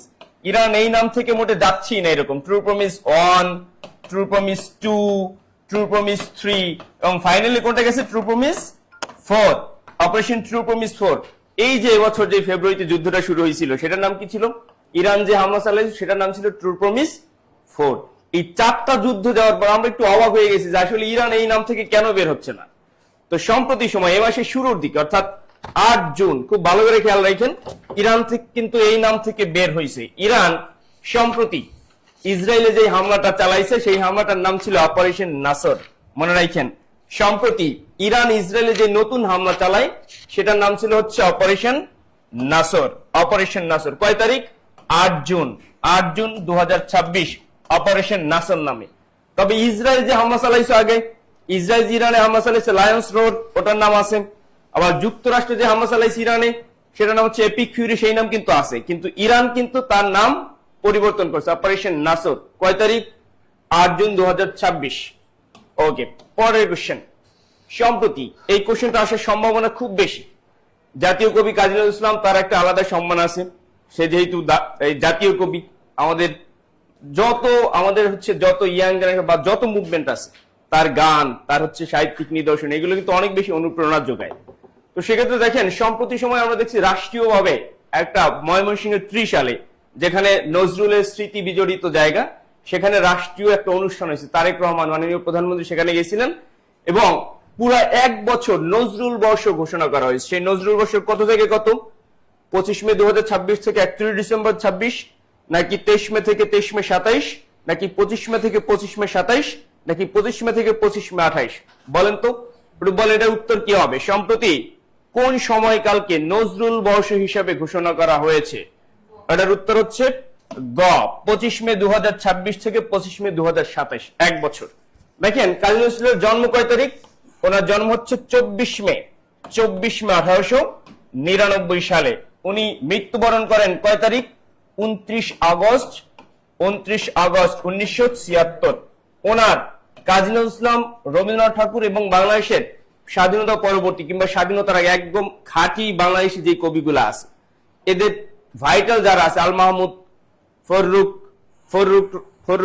কি জানো স্যার? ফররুক আহমেদ, এর হচ্ছে অন্যান্য যে কবিগুলো আছে, নাসির স্যার ভালো বলতে পারবে, এরা কিন্তু বেশি আসে। তো স্বভাবতই দুইটা কবি, রবীন্দ্রনাথ ঠাকুর এবং আমাদের কাজী নজরুল ইসলাম, এই দুইজনের যেই বাংলা এবং ইংরেজি উভয় তারিখ মনে রাখতে হবে, উভয় তারিখ, এগুলো পরীক্ষা আসে। তো দেখেন, এটা হচ্ছে 25 মে 2026 থেকে 25 মে 2027, টানা 1 বছর নজরুল বর্ষ থাকবে এই দেশে। ওই পরের কোশ্চেন আসি। পরের কোশ্চেন সম্ভবত আমাদের নাসির স্যার চলে আসবে। চমৎকার। ওকে, এবং আমি বিদায় নিচ্ছি, আর দেখা হবে পরে। আরো চলবে না, এটা অস্ত্রটা ওখানে রাখো। দেখেন, চমৎকার এই প্রশ্ন এখানে দেয়া আছে যে দেয়াল মুক্তিযুদ্ধ ভিত্তিক উপন্যাসটি কার লেখা? চমৎকার এই প্রশ্নের উত্তরটা কিন্তু আপনাদের ঝটপট করতে হবে। দ্রুত বলো, দেয়াল মুক্তিযুদ্ধ ভিত্তিক উপন্যাসটা কার লেখা? দ্রুত বলো, দ্রুত। এই দেয়াল কার লেখা? এই প্রশ্নের উত্তরটা কার লেখা? দেয়াল মুক্তিযুদ্ধ ভিত্তিক উপন্যাসটা কার লেখা? হুমায়ুন আহমেদ, সুকান্ত ভট্টাচার্য, শামসুর রহমান, নাকি আবু জাফর শামসুদ্দিন? দ্রুত বলো উত্তরটা কে বলতেছে। এখন পর্যন্ত কেউ সঠিক উত্তরটা বলতে পারে নাই। আপনারা পারছেন? আপনারাও পারেন না, তার মানে আপনারা ভুয়া। আর্জেন্টিনার সাপোর্টার যারা না, এরা এমনি ভুয়া। হ্যাঁ, ওই জন্য আরেকজন শামসুর রহমান। এই দেয়াল মুক্তিযুদ্ধ ভিত্তিক উপন্যাসটা লিখছে কে? এইটা পারেন, চাকরি কেমনি হবে করেন? আমি সুন্দর মতো বলে দিছি, খাদ্য মন্ত্রণালয়ের পরীক্ষা আসছে, দেয়াল মুক্তিযুদ্ধ ভিত্তিক উপন্যাসটা কার লেখা? এটা পারলেন না। হ্যাঁ, এটা পারলেন না, চাকরি হবে না। আর্জেন্টিনার সাপোর্ট করেন তো, এলাকা হবে না, বুঝছেন? আবু জাফর শামসুদ্দিন। উত্তরটা কি হবে? আবু জাফর শামসুদ্দিন এই বিখ্যাত মুক্তিযুদ্ধ ভিত্তিক এই দেয়াল উপন্যাসটা লিখছে, ভালো করে খেয়াল রাখেন। আর দেয়াল রাজনৈতিক উপন্যাসটা লিখছে কে? হুমায়ুন আহমেদ। উনি লিখছে রাজনৈতিক উপন্যাস। যদি পরীক্ষা আসে দেয়াল রাজনৈতিক উপন্যাসটি কার লেখা, তাহলে উত্তরটা হবে হুমায়ুন আহমেদ। এখানে স্পষ্ট ভাবে বলে দিছে দেয়াল মুক্তিযুদ্ধ ভিত্তিক উপন্যাসটি কার লেখা, উত্তরটা হবে আবু জাফর শামসুদ্দিন। এই প্রশ্নটা আমাকে এসআই নিয়োগ পরীক্ষায় ভাইবে বলে আমাকে ধরেছিল, ঠিক আছে? বলছে দেয়াল উপন্যাসটা কার লেখা, আমি ফুটুস করে বলে দিছি হুমায়ুন আহমেদ। আপনাদের মতো আর্জেন্টিনার ভক্তদের মতো ফুটুস করে বলে দিছি কি হুমায়ুন আহমেদ, তখন কেন হয় নাই। দেখছেন? তা দেয়াল মুক্তিযুদ্ধ ভিত্তিক উপন্যাসটা কার লেখা? আবু জাফর শামসুদ্দিন। দেখছেন, পারলেন না। মান সম্মান কিচ্ছু নাই, রইল না। কোনটি শুদ্ধ বানান? এই প্রশ্নটা কনফিউশন একটা প্রশ্ন, কারণ এই প্রশ্নটাই কিন্তু একবার প্রাইমারি প্রধান শিক্ষক নিয়োগ পরীক্ষায় কিন্তু আসছে। এটা 2012 সালে। ইন্দ্রজালিক এই প্রশ্নটা যদি আবার পরীক্ষায় আসে তাহলে কিন্তু বিপদে পড়বেন। এই ধরনের প্রশ্ন পরীক্ষা হলে না দাগানোই বেটার। যদি দেখেন দুইটা উত্তর থাকে অপশন মধ্যে, না দাগানোটাই বেটার। দেখেন, বাংলা একাডেমি আধুনিক বাংলা অভিধান অনুযায়ী ঐন্দ্রজালিক এ বানানটাও শুদ্ধ, ইন্দ্রজালিক এ বানানটাও শুদ্ধ। এটা শুধু অনেকে বলে যে প্রথম যেটা থাকে কাছাকাছি যেটা থাকে ওইটা টিক দিলেই হয়। আসলে সব জায়গায় কাছাকাছি টিক দিলে হবে না। আসলে এই ধরনের প্রশ্ন দেয় মেন্টাল অ্যাবিলিটির প্রশ্ন বিভিন্ন চাকরি পরীক্ষায়, তাহলে উত্তরটা না করাই ভালো। তবে আজকে খেয়াল রাখেন যে আমরা চাই না যে অন্য কোনো চাকরি পরীক্ষায় এই দুইটাই দিয়ে দেখ। তার ঐন্দ্রজালিক এ বানানটাও সূত্র একদম সুন্দর বানান একটা, আর এটাও কি ইন্দ্রজালিক, এটাও কি শুদ্ধ। দেখি আমাদের পরের বানানটা কি আসতো না। চমৎকার একটা প্রশ্ন আছে, ভাষান্দোলন ভিত্তিক প্রথম প্রামাণ্য চিত্রের নাম কি? আসলে এখানে কয় দীর্ঘা হবে? প্রামাণ্য চিত্র কি আসলে? এই যে আমরা এখন বিভিন্ন জায়গায় মোবাইল দিয়ে বিভিন্ন জায়গায় আছে না, ছবি তুলে তুলে ভিডিও তুলে তুলে একটা বিশাল একটা পূর্ণদৈর্ঘ্য চলচ্চিত্র বানাই ফেলায়, এটাকে বলে প্রামাণ্য চিত্র। অর্থাৎ মুক্তিযুদ্ধের সময় বিভিন্ন মানুষ বিভিন্ন জায়গায় মুক্তিযুদ্ধের বিভিন্ন ক্লিপস বা ভিডিও তারা কি করছিল, ধারণ করেছিল, এইগুলো একত্রে কইরে কি করছে, একটা সিনেমার মতো বানিয়ে ফেলেছে, এটাকে বলা হয় প্রামাণ্য চিত্র। এরকম প্রামাণ্য চিত্র বলা হয়েছে যে ভাষান্দোলন ব্যক্তি প্রথম এই প্রামাণ্য চিত্রের নাম কি, কে বলতে পারেন?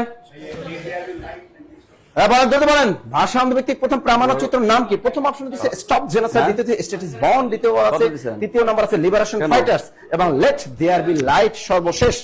দ্রুত বলেন কোনটা কোনটা হবে? এইটা নিয়ে কিন্তু অনেক কনফিউশন। দেখেন অনলাইনে অনেকেই বলতেছে এটা স্টপ জেনোসাইড, একটা মাথার ভিতরে গেঁথে রাখেন, এটা কখনোই ভুল করবেন না। আচ্ছা জেনোসাইড মানে কি? গণহত্যা। আচ্ছা আমাদের 1952 সালে গণহত্যা হয়েছিল না 1971 সালে গণহত্যা হয়েছিল? 1971 গণহত্যা হয়েছিল। সুতরাং এই স্টপ জেনোসাইড কখনোই হবে না। এটা হলো মুক্তিযুদ্ধ ভিত্তিক প্রথম প্রামাণ্য চিত্র। লিখে রাখেন স্টপ জেনোসাইড হলো মুক্তিযুদ্ধ ভিত্তিক প্রথম প্রামাণ্য চিত্র। এটা কার লেখা? জহির রায়হান। কার? বাংলাদেশের শ্রেষ্ঠ চলচ্চিত্রকার কে? বাংলাদেশের শ্রেষ্ঠ চলচ্চিত্রকার হলো জহির রায়হান। এই জহির রায়হানের এটাই স্টপ জেনোসাইড, এটা হলো মুক্তিযুদ্ধ ভিত্তিক প্রথম প্রামাণ্য চিত্র। আবার যদি বলে মুক্তিযুদ্ধ ভিত্তিক দ্বিতীয় প্রামাণ্য চিত্র কোনটা, এই স্ট্যাটাস বন্ড, এটা কিন্তু মুক্তিযুদ্ধ ভিত্তিক দ্বিতীয় প্রামাণ্য চিত্র। এটাও রচয়িতা কে? জহির রায়হান। ক্লিয়ার? এটাও জহির রায়হান, এটাও জহির রায়হান। এটা একটাও কিন্তু কিনা এ স্টেট মানে একটা রাষ্ট্র, ইজ মানে হয়, বন্ড মানে কি জন্ম, একটা রাষ্ট্রের হয় জন্ম। একটা রাষ্ট্রের জন্ম কি 1952 সালে হয়েছিল? ভাষান্তর সময় হয়েছিল? তাহলে এটা তো কখনোই হতে পারে না। পারে? গণহত্যা কি হয়েছিল? হয় না। সুতরাং এই দুইটা তো উত্তর হতেই পারে না। ক্লিয়ার? এবার আছে লিবারেশন ফাইটার্স। লিবারেশন মানে কি? মুক্তিযুদ্ধ। লিবারেশন মানে কি? মুক্তিযুদ্ধ। তা এটা উত্তর কি কখনো হইতে পারে? তাহলে লিবারেশন ফাইটার্স আলমগীর কুমকুম পরিচালিত লিবারেশন ফাইটার্স, এটাও কিন্তু একটা কি প্রামাণ্য চিত্র, এটা হলো প্রবন্ধ জাতীয় একটা। এবার আলমগীর কুমকুম এটা পরিচালক।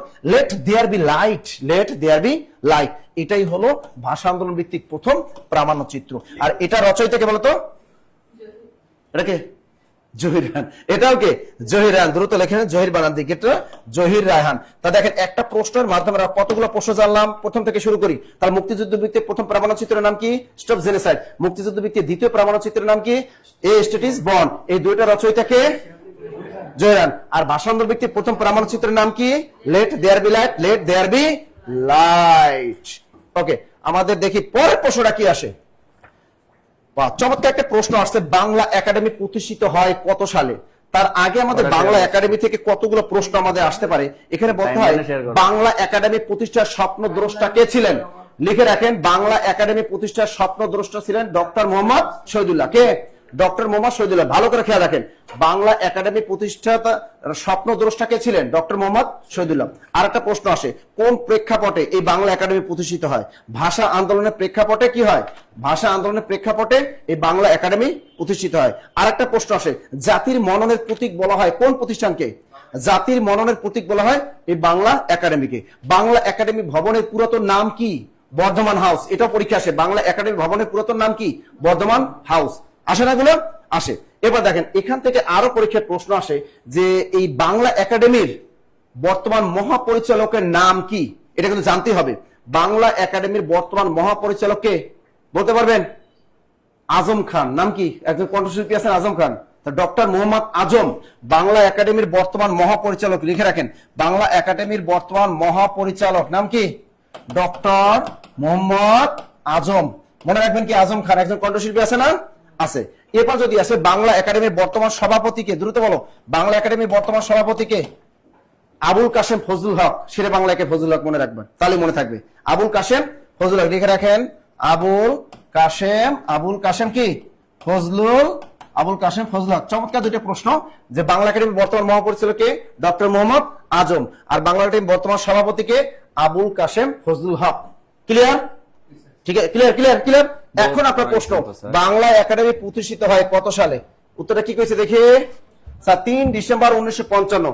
3 ডিসেম্বর 1955 আছে অপশনে? হ্যাঁ, 3 ডিসেম্বর 1955 সালে এই বাংলা একাডেমি প্রতিষ্ঠিত হয়। আরেকটা প্রশ্ন আসে, বাংলা একাডেমি থেকে প্রকাশিত ত্রৈমাসিক পত্রিকার নাম কি? আর একটা আসে বাংলা একাডেমি থেকে প্রকাশিত মাসিক পত্রিকার নাম কি? আরে লামল না, বাংলা একাডেমি থেকে প্রকাশিত মনে রাখবেন ত্রৈমাসিক পত্রিকা, 3 মাস পর পর প্রকাশিত বাংলা একাডেমি থেকে প্রকাশিত ত্রৈমাসিক পত্রিকার নাম কি? কে বলতে পারেন? ধান শালিকের দেশ। কিশোর পত্রিকা, সেটার নাম কি? ধান শালিকের দেশ। প্রচুর পরিমাণে পরীক্ষা আসে ধান শালিকের দেশ। আর বাংলা একাডেমি থেকে প্রকাশিত প্রথম মাসিক পত্রিকার নাম কি বলতে পারবেন? বর্তমানে বাংলা একাডেমি থেকে প্রকাশিত মাসিক পত্রিকার নাম কি? উত্তরাধিকার। ভালো ভালো প্রশ্ন, উত্তরাধিকার। চমৎকার দুটো প্রশ্ন স্যার বলে দিলাম। বাংলা একাডেমি থেকে প্রকাশিত ত্রৈমাসিক পত্রিকা হলো দান শালিকি দেশ, এটা হলো কিশোর পত্রিকা। আর বাংলা একাডেমি থেকে প্রকাশিত বর্তমানে মাসিক পত্রিকা হলো উত্তরাধিকার, এটা হলো শিশু পত্রিকা। ক্লিয়ার? কি বাংলা একাডেমি থেকে আসতে পারবেন? যে কটা তথ্য দিয়ে দিলাম সব কটা কিন্তু আচ্ছা, রাখবেন। এবার আমরা আমাদের মিশন এই 30টার পিডিএফ সহ আমরা দিয়ে দিব। আমাদের হচ্ছে এখন সর্বোচ্চ শেয়ারকারী মেনশনকারীর নাম ঘোষণা করব। আর আমাদের এই মিশনটা প্রতিদিন কয়টায় শুরু হবে বলেন? 9টা 50 মিনিটে। 9টা 50 মিনিটে। এবার আসি, সর্বোচ্চ শেয়ারকারী মেনশনকারীর নাম ঘোষণা করব। আচ্ছা, তার আগে আপনাদের সাথে একটু তো ডিসকাস করতেই পারি নাকি? অবশ্যই। যারা বিশেষ করে নিবন্ধন প্রস্তুতি নিচ্ছেন, আমি 1 মিনিট সময় নিব। নিবন্ধন প্রস্তুতি নিচ্ছেন, সাবজেক্টিভ, আজকে তো আমাদের অফলাইনে অনেক স্টুডেন্ট ক্লাস করলাম, বাহ, এভাবে প্রতিদিন করব। এই যে ব্যাখ্যাগুলো পাইলাম, এগুলো দিয়ে আর কি আমরা উপকৃত হই নাই? তো এভাবে প্রতিদিন যদি আমরা এরকম ইউনিক প্রশ্নগুলো, কারণ আমরা প্রায় 2000 প্রশ্ন কিন্তু এভাবে সিলেক্ট করছি। আজকে পর্ব 1 গেল, কালকে কি হবে? পর্ব 2, পর্ব 3, পর্ব 4, এভাবে চলতেই থাকবে। আচ্ছা, যারা নিবন্ধনের সাবজেক্টিভ নিয়ে অনেক বেশি প্যারায় আছি, জেনারেল নিয়ে অনেক বেশি প্যারায় আছি, তাদেরকে যদি আমি একটু বলি, আপনারা দেখেন নিবন্ধনের সাবজেক্টিভের বই কিন্তু আমরা অলরেডি রেডি করে রেখেছি, কিন্তু আপনাদেরকে দিচ্ছি না শুধুমাত্র সিলেবাস না দেওয়ার কারণে। এরকম 1টা 2টা বই না, আমাদের সাবজেক্টিভের 35টা বই কিন্তু রেডি আছে। আর যদি আপনি জেনারেলের কথা বলেন, জেনারেলের জন্য কিন্তু আমরা আপনাদের যে বই, সে বইও কিন্তু আমরা রেডি রাখছি, জেনারেলের বই দেয় নেই। আচ্ছা, এরপরে প্রাইমারির জন্য এরকম বই, এরকম নিবন্ধন প্রাইমারি সবগুলোর জন্য কিন্তু আপনি ডেডিকেটেড বই পাবেন জেনারেলের জন্য।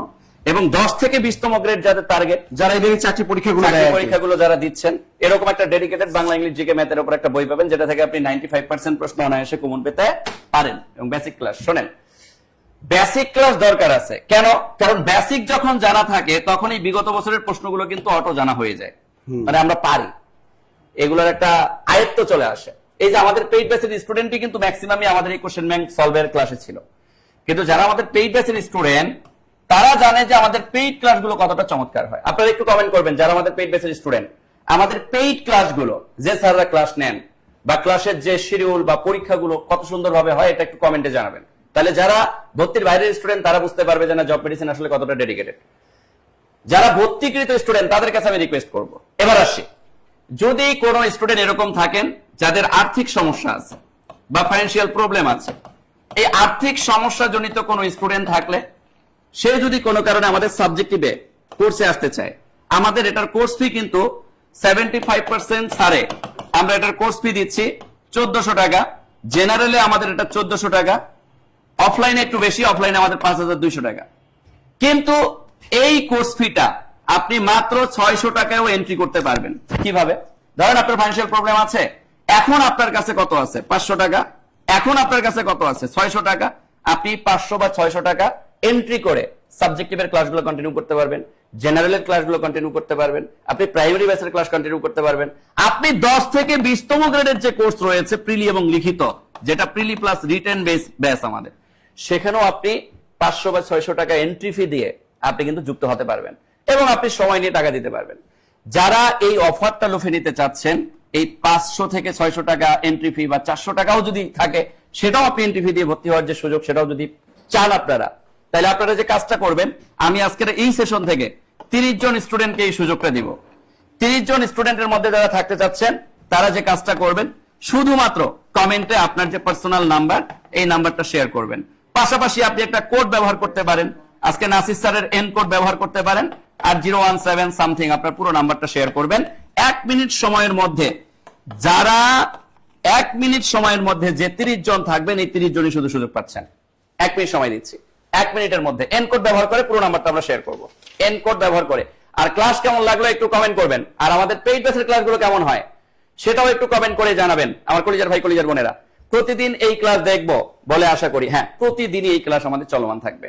একটু দ্রুত, 1 মিনিট সময় দিয়েছি। এন কোড ব্যবহার করবেন, নাম্বার শেয়ার করবেন। যাদের ফাইন্যান্সিয়াল প্রবলেম আছে তাদেরকে আমরা এই সুযোগটা দিব। আর যারা পুরো পেমেন্ট দিয়ে ভর্তি হইতে পারবেন, তাদের জন্য কিন্তু 1400 টাকা ডিরেক্ট পেমেন্টে ভর্তি হওয়ার যে একটা সুযোগ, সেটা কিন্তু আপনারা 1400 টাকা পেমেন্ট করে ভর্তি হওয়ার একটা সুযোগ পাচ্ছেন। সো আমার কলিজার ভাই কলিজার বোনেরা, আমি জাস্ট 1 মিনিট সময় দিচ্ছি। 1 মিনিট সময়ের মধ্যে আমরা একটু নাম্বারগুলো শেয়ার করবো। আমি একটু কমেন্টের দিকে তাকাচ্ছি কারা নাম্বার শেয়ার করতেছেন। নদী আক্তার, পুরো নাম্বার শেয়ার করতে হবে। এই যে রনি ইসলাম কিন্তু আমাদের নাম্বার শেয়ার করেছেন, মাশাআল্লাহ। পুরো নাম্বার শেয়ার করতে হবে, এন কোড ব্যবহার করে নাম্বার, শুধু নাম্বার শেয়ার করলেও হবে, কমেন্টে শুধু নাম্বারগুলো দিলেই হবে। আমি কিন্তু সর্বোচ্চ শেয়ারকারী মেনশনকারীর নাম আমার হাতে অলরেডি আছে, আমি যে কোনো সময় আপনাদেরকে দিয়ে দিব। জাস্ট আমি চাচ্ছি যে আপনারা হচ্ছে যারা ভর্তি হতে চাচ্ছেন, পেইড কোর্সে এসে নিয়মিত আপনি আপনার নিজেকে ডেডিকেটেড করতে চাচ্ছেন, নিজেকে আপনি প্রস্তুত করতে চাচ্ছেন, এরকম সুপার ডেডিকেটেড স্টুডেন্ট যারা আছেন, তারা শুধুমাত্র কমেন্টে নাম্বার শেয়ার করব। আমরা একটু দ্রুত নাম্বার শেয়ার করব। অনেক সুন্দর ক্লাস হয়, মাশাআল্লাহ। প্রত্যেকটা ক্লাসই চমৎকার ভাবে বোঝানো হয়, প্রত্যেক ক্লাসেই ভালো লাগে এবং ভালোভাবে বুঝতে পারি, মাশাআল্লাহ। জাযাকাল্লাহু খাইরান, জাযাকাল্লাহ খাইরান। আলহামদুলিল্লাহ, জমজমাট ফাটাফাটি ক্লাস হয়েছে স্যার। বিগত সালের প্রশ্ন সমাধান আছে, হ্যাঁ, এভাবেই আমাদের বিগত সালের প্রশ্ন সমাধান ক্লাসগুলো প্রতিদিনই চলমান থাকবে। 2000 প্রশ্ন আমরা আপনাদের জন্য সিলেক্ট করেছি। ওকে, এই যারা নতুন স্টুডেন্ট, পেইড ব্যাচের স্টুডেন্ট, কেউ নাম্বার শেয়ার করবেন। আপনাদের নাম্বারগুলো কিন্তু সাথে সাথে আমাদের কমেন্ট বক্স থেকে নিয়ে নেওয়া হচ্ছে। আমি আর 30 সেকেন্ড সময় দিচ্ছি আপনাদেরকে। এই 30 সেকেন্ড সময়ের মধ্যে আমরা জাস্ট কমেন্টে নাম্বার শেয়ার করব, কমেন্টে নাম্বার শেয়ার করব। এই যে আমি দেখতে পাচ্ছি মামুনুর রশিদ এনকোড ব্যবহার করে নাম্বার শেয়ার করেছেন, শুধু নাম্বার শেয়ার করলেও হবে। অনেক ভালো, অনেক ভালো, মাশাআল্লাহ। যাই, অফলাইনে যারা আছে আমরা এখন চলে যেতে পারি, সমস্যা নেই নাকি? আমরাও আছি শেয়ারের মধ্যে, হ্যাঁ? ওরে বাবারে, তোমরাও শেয়ার করছো। আচ্ছা, মাহমুদুর রহমান নাম্বার শেয়ার করেছেন, আমি দেখতে পাচ্ছি। মেজবাবুর রহমান নাম্বার শেয়ার করেছেন, আমি দেখতে পাচ্ছি। একটু দ্রুত দ্রুত দ্রুত নাম্বার শেয়ার করবো। এই সময় নেই, সময় নেই, সময় নেই, একটু দ্রুত নাম্বার শেয়ার করতে হবে। দ্রুত দ্রুত দ্রুত দ্রুত দ্রুত। পেইড ব্যাচের ক্লাস রুটিনটা কোথায় পাবো স্যার? কেন? পেইড ব্যাচের রুটিন ক্লাসটা তো আমাদের গ্রুপেই দেওয়া থাকে, হোয়াটসঅ্যাপ গ্রুপে দেওয়া থাকে, ওয়েবসাইটে দেওয়া থাকে। আপনি ওয়েবসাইট থেকে, হোয়াটসঅ্যাপ গ্রুপ থেকে নিয়ে নেবেন। ওকে, একটু দ্রুত নাম্বারগুলো আমরা শেয়ার করবো। আরিফ শাহরিয়ার নাম্বার শেয়ার করেছেন, আমি দেখতে পাচ্ছি, মাশাআল্লাহ, জাযাকাল্লাহু খাইরান। এছাড়াও পূর্ণাঙ্গ পিডিএফ যারা পেতে চাচ্ছেন, আমরা অলরেডি চ্যানেলের লিংক দিয়ে দিয়েছি। আপনারা এই চ্যানেলের লিংকে ক্লিক করে আপনারা হচ্ছে আমাদের চ্যানেলে যুক্ত হয়ে গেলে এখানে হচ্ছে পূর্ণাঙ্গ পিডিএফ এবং সাজেশন পেয়ে যাবেন। আমরা ক্লাস শেষ হওয়া মাত্রই আজকের এই ক্লাসের পিডিএফটা পুরোটা দিয়ে দিব, ব্যাখ্যা সহ বা হচ্ছে প্রশ্নের উত্তর সহ। ওকে, ওকে, আমি এবার আলোচনায় চলে আসি সর্বোচ্চ শেয়ারকারী আর মেনশনকারীর নামে। শেয়ারকারীর মধ্যে এখনো যারা নাম্বার শেয়ার করি নাই, আমরা নাম্বার শেয়ার করতে থাকবো। আর এর মধ্যেই আমি হচ্ছে ঘোষণা করে দিচ্ছি শেয়ারকারীর। নাসির স্যার, আপনাদের আবার গিফট দিতে হবে। আচ্ছা, শেয়ারকারীর মধ্যে আজকে যে আছেন সে হচ্ছেন প্রথমে এই ভাইটার আমার পছন্দ হয়েছে, মোহাম্মদ লিটন লিটু। লিটন লিটু, এই লিটন লিটু ভাই, সে শুধু তার টাইমলাইনে শেয়ার করে নাই, সে অনেকগুলো গ্রুপে শেয়ার করেছে, পাশাপাশি হচ্ছে তার টাইমলাইনেও শেয়ার করেছে। কিন্তু বাকি যে যতগুলো শেয়ারকারক আছে এগুলো সব হচ্ছে one kinds of dot dot. এরা টাইমলাইনে শুধু শেয়ার করছে, 1-2টা গ্রুপে শেয়ার করার পর। আচ্ছা, আমরা এই লিটু ভাই আছি, মোহাম্মদ লিটন লিটু, যদি থেকে থাকি তাহলে আমরা বিকাশ নাম্বারটা দিব, আমরা এখনই আপনাকে ক্যাশ 300 টাকা দিয়ে দিব। আর যদি আপনি বই চান তাহলে হচ্ছে নাসির স্যারের আমরা ক্যারিয়ার প্লাস বই, যেটা 450 টাকা দামের মূল্য, সেই বইটাও কিন্তু আপনাকে আমরা পাঠিয়ে দিতে পারি। ওকে ওকে ওকে ওকে ওকে ওকে, দ্রুত দ্রুত দ্রুত বলতে হবে, দ্রুত দ্রুত। এই মোহাম্মদ লিটন লিটু আছে, লিটন লিটু, লিটন লিটু, লিটন লিটু প্রচুর শেয়ার করেছে সে, আমি নিজে অবজারভেশন করেছি।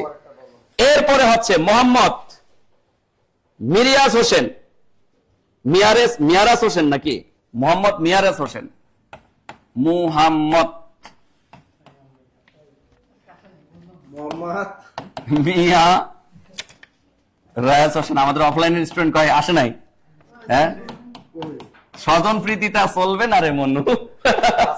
এই মোহাম্মদ মিয়ারাজ হোসেন আছি, মোহাম্মদ মিয়ারাজ হোসেন, আমরা শেয়ারকারীর মধ্যে আছি।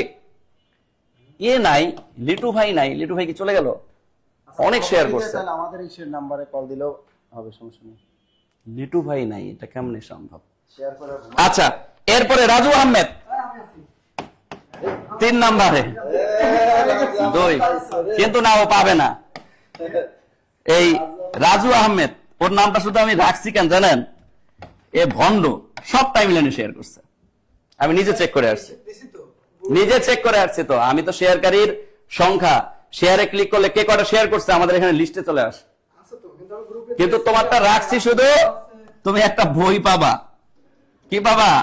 তা তো বই তো পায় ভাই, অলরেডি তুমি আগেই বই পাইছো, কারণ এখানে শেয়ারকারীর মধ্যে এই 2 জন পাবে হচ্ছে টাকা। প্রথম দুইজন আর কোনো টাকা নাই, যাও। আচ্ছা এই কি নাই, লিটন লিটুও নাই, মোহাম্মদ মিরাজ হোসেনও নাই। আচ্ছা নাম্বার দিয়ে দাও, আমাদের ফোন নাম্বারে যোগাযোগ করবে, পরে যদি আবার ভিডিওটা দেখে ওরা। আচ্ছা যদি আমরা এই কেমন ব্যাপার বুঝলাম না। আচ্ছা মেনশনকারীতে আসি, এমএসটি ববি, ওরে বাবা রে বাবা কি পরিমাণ যে মেনশন করছে তার হিসাব নাই। হ্যাঁ এমএসটি ববি মেনশনে চলে যাই, মেনশন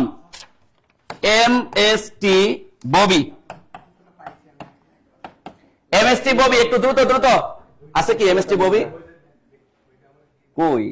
হ্যাঁ নিয়া তোমার একজন আজকে শেয়ার, এই যে মিয়ারাজ হোসেন আছে, এই মোহাম্মদ মিয়ারাজ হোসেন একটু দ্রুত বিকাশ নাম্বার দাও, বিকাশ নাম্বার দিলেই টাকা পেয়ে যাবা ভাই, বিকাশ নাম্বার দিতে হবে, বিকাশ নাম্বার দ্রুত মিয়ারাজ ভাই।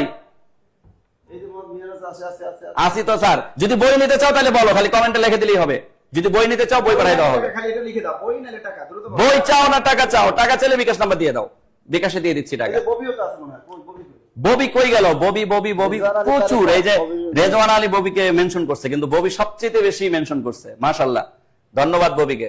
এমএসটি ববি কোথায়? এই যে এই মোহাম্মদ মিয়ারাজ, আসি বললে হবে, হয় বিকাশ নাম্বার দাও, আর নইলে বই নিবা কিনা সেটা বলো। আচ্ছা এরপরে মেনশনকারীর মধ্যে আরেকজন আছে, মোহাম্মদ রাসেল, মোহাম্মদ রাসেল, নাম্বার দিছে। নাম্বারটা নেন তো দেখি, দাঁড়ান আমি এখানে একটু ক্লিক করে রাখতেছি। 013 দাঁড়াও, দ্রুত বিকাশে যান, বিকাশ 01344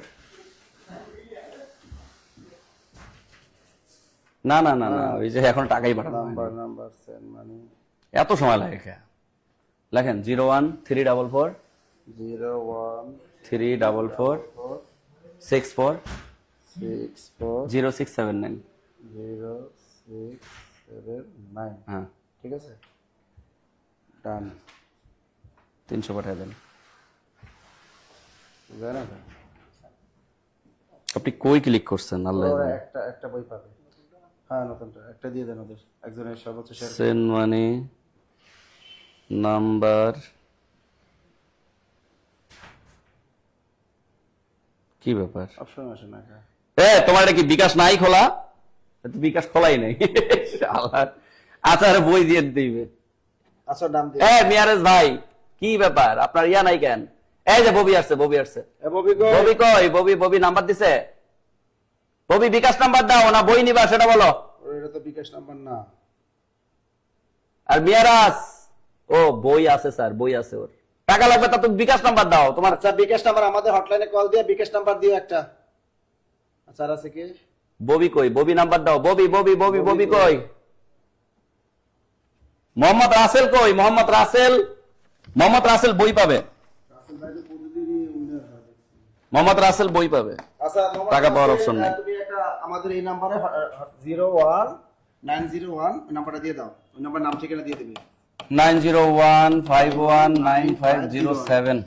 07 আচ্ছা ম্যানেজারের এই নাম্বার। নম্বরে এটা ম্যানেজারের নাম্বারে কল দিলেই হয়ে যাবে।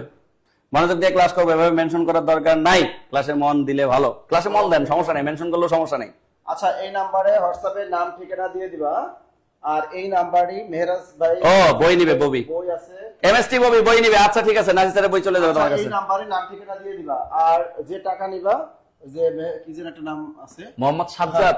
না এই যে এটা এই যে মিরাজ হোসেন, এই যে সে কি করবা তুমি এখানে WhatsApp number Miraj Hossain, Sajjad number কই? দিয়ে দিও। সাজ্জাদ দেয় কেন? সাজ্জাদ কি উইনার হইছে? না ওই যে হ্যাঁ এবার নাম্বার দিছে, ও সঠিক নাম্বার। এই যে মিয়ারাসের টাকা পাঠায় দেন তো। কই এই যে সঠিক নাম্বার দিছে বিকাশ করে। এই যে 0178। ভুলভাল নাম্বার দাও, সময় নষ্ট করলে হবে। আমাদের তো কাজ আছে তাই না? নেন তাড়াতাড়ি পাঠান।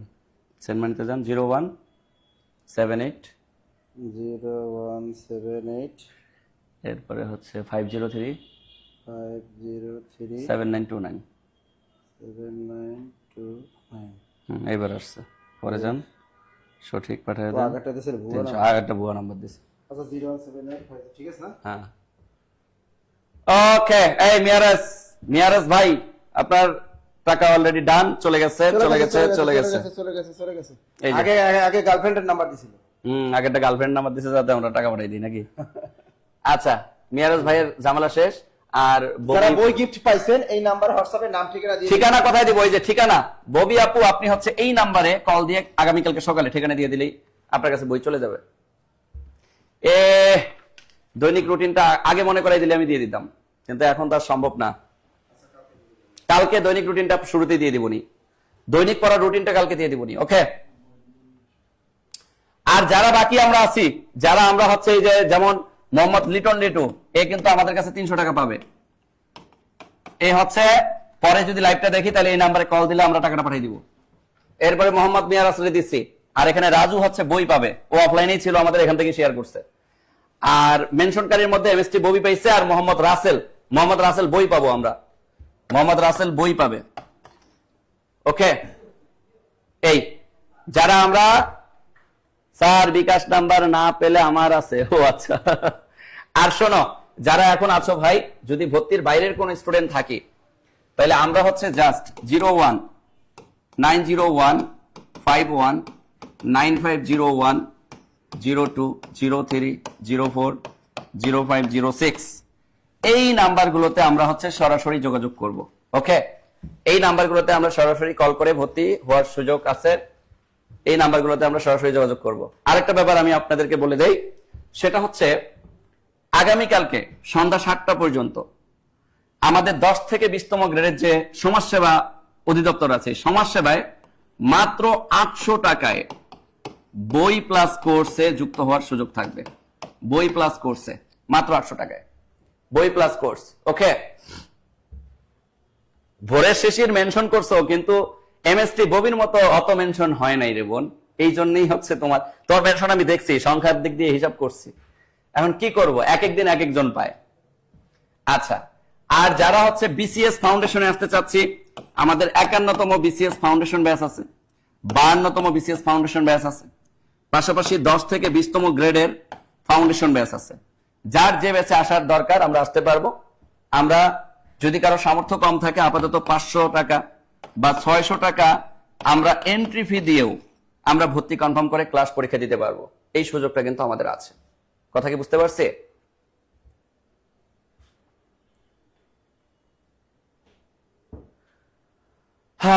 ওকে, তাহলে ঠিক আছে, সবাই ভালো থাকবো, সুস্থ থাকবো, সবার সুস্থতা কামনা করে আজকে সেশনটা আমি এখানেই দীর্ঘায়িত করতে চাচ্ছি না, এখানেই শেষ করলাম। আল্লাহ হাফেজ, দেখা হবে আগামীকালকে 9টা 50 মিনিটে আবারও দ্বিতীয় পর্ব নিয়ে। আল্লাহ হাফেজ।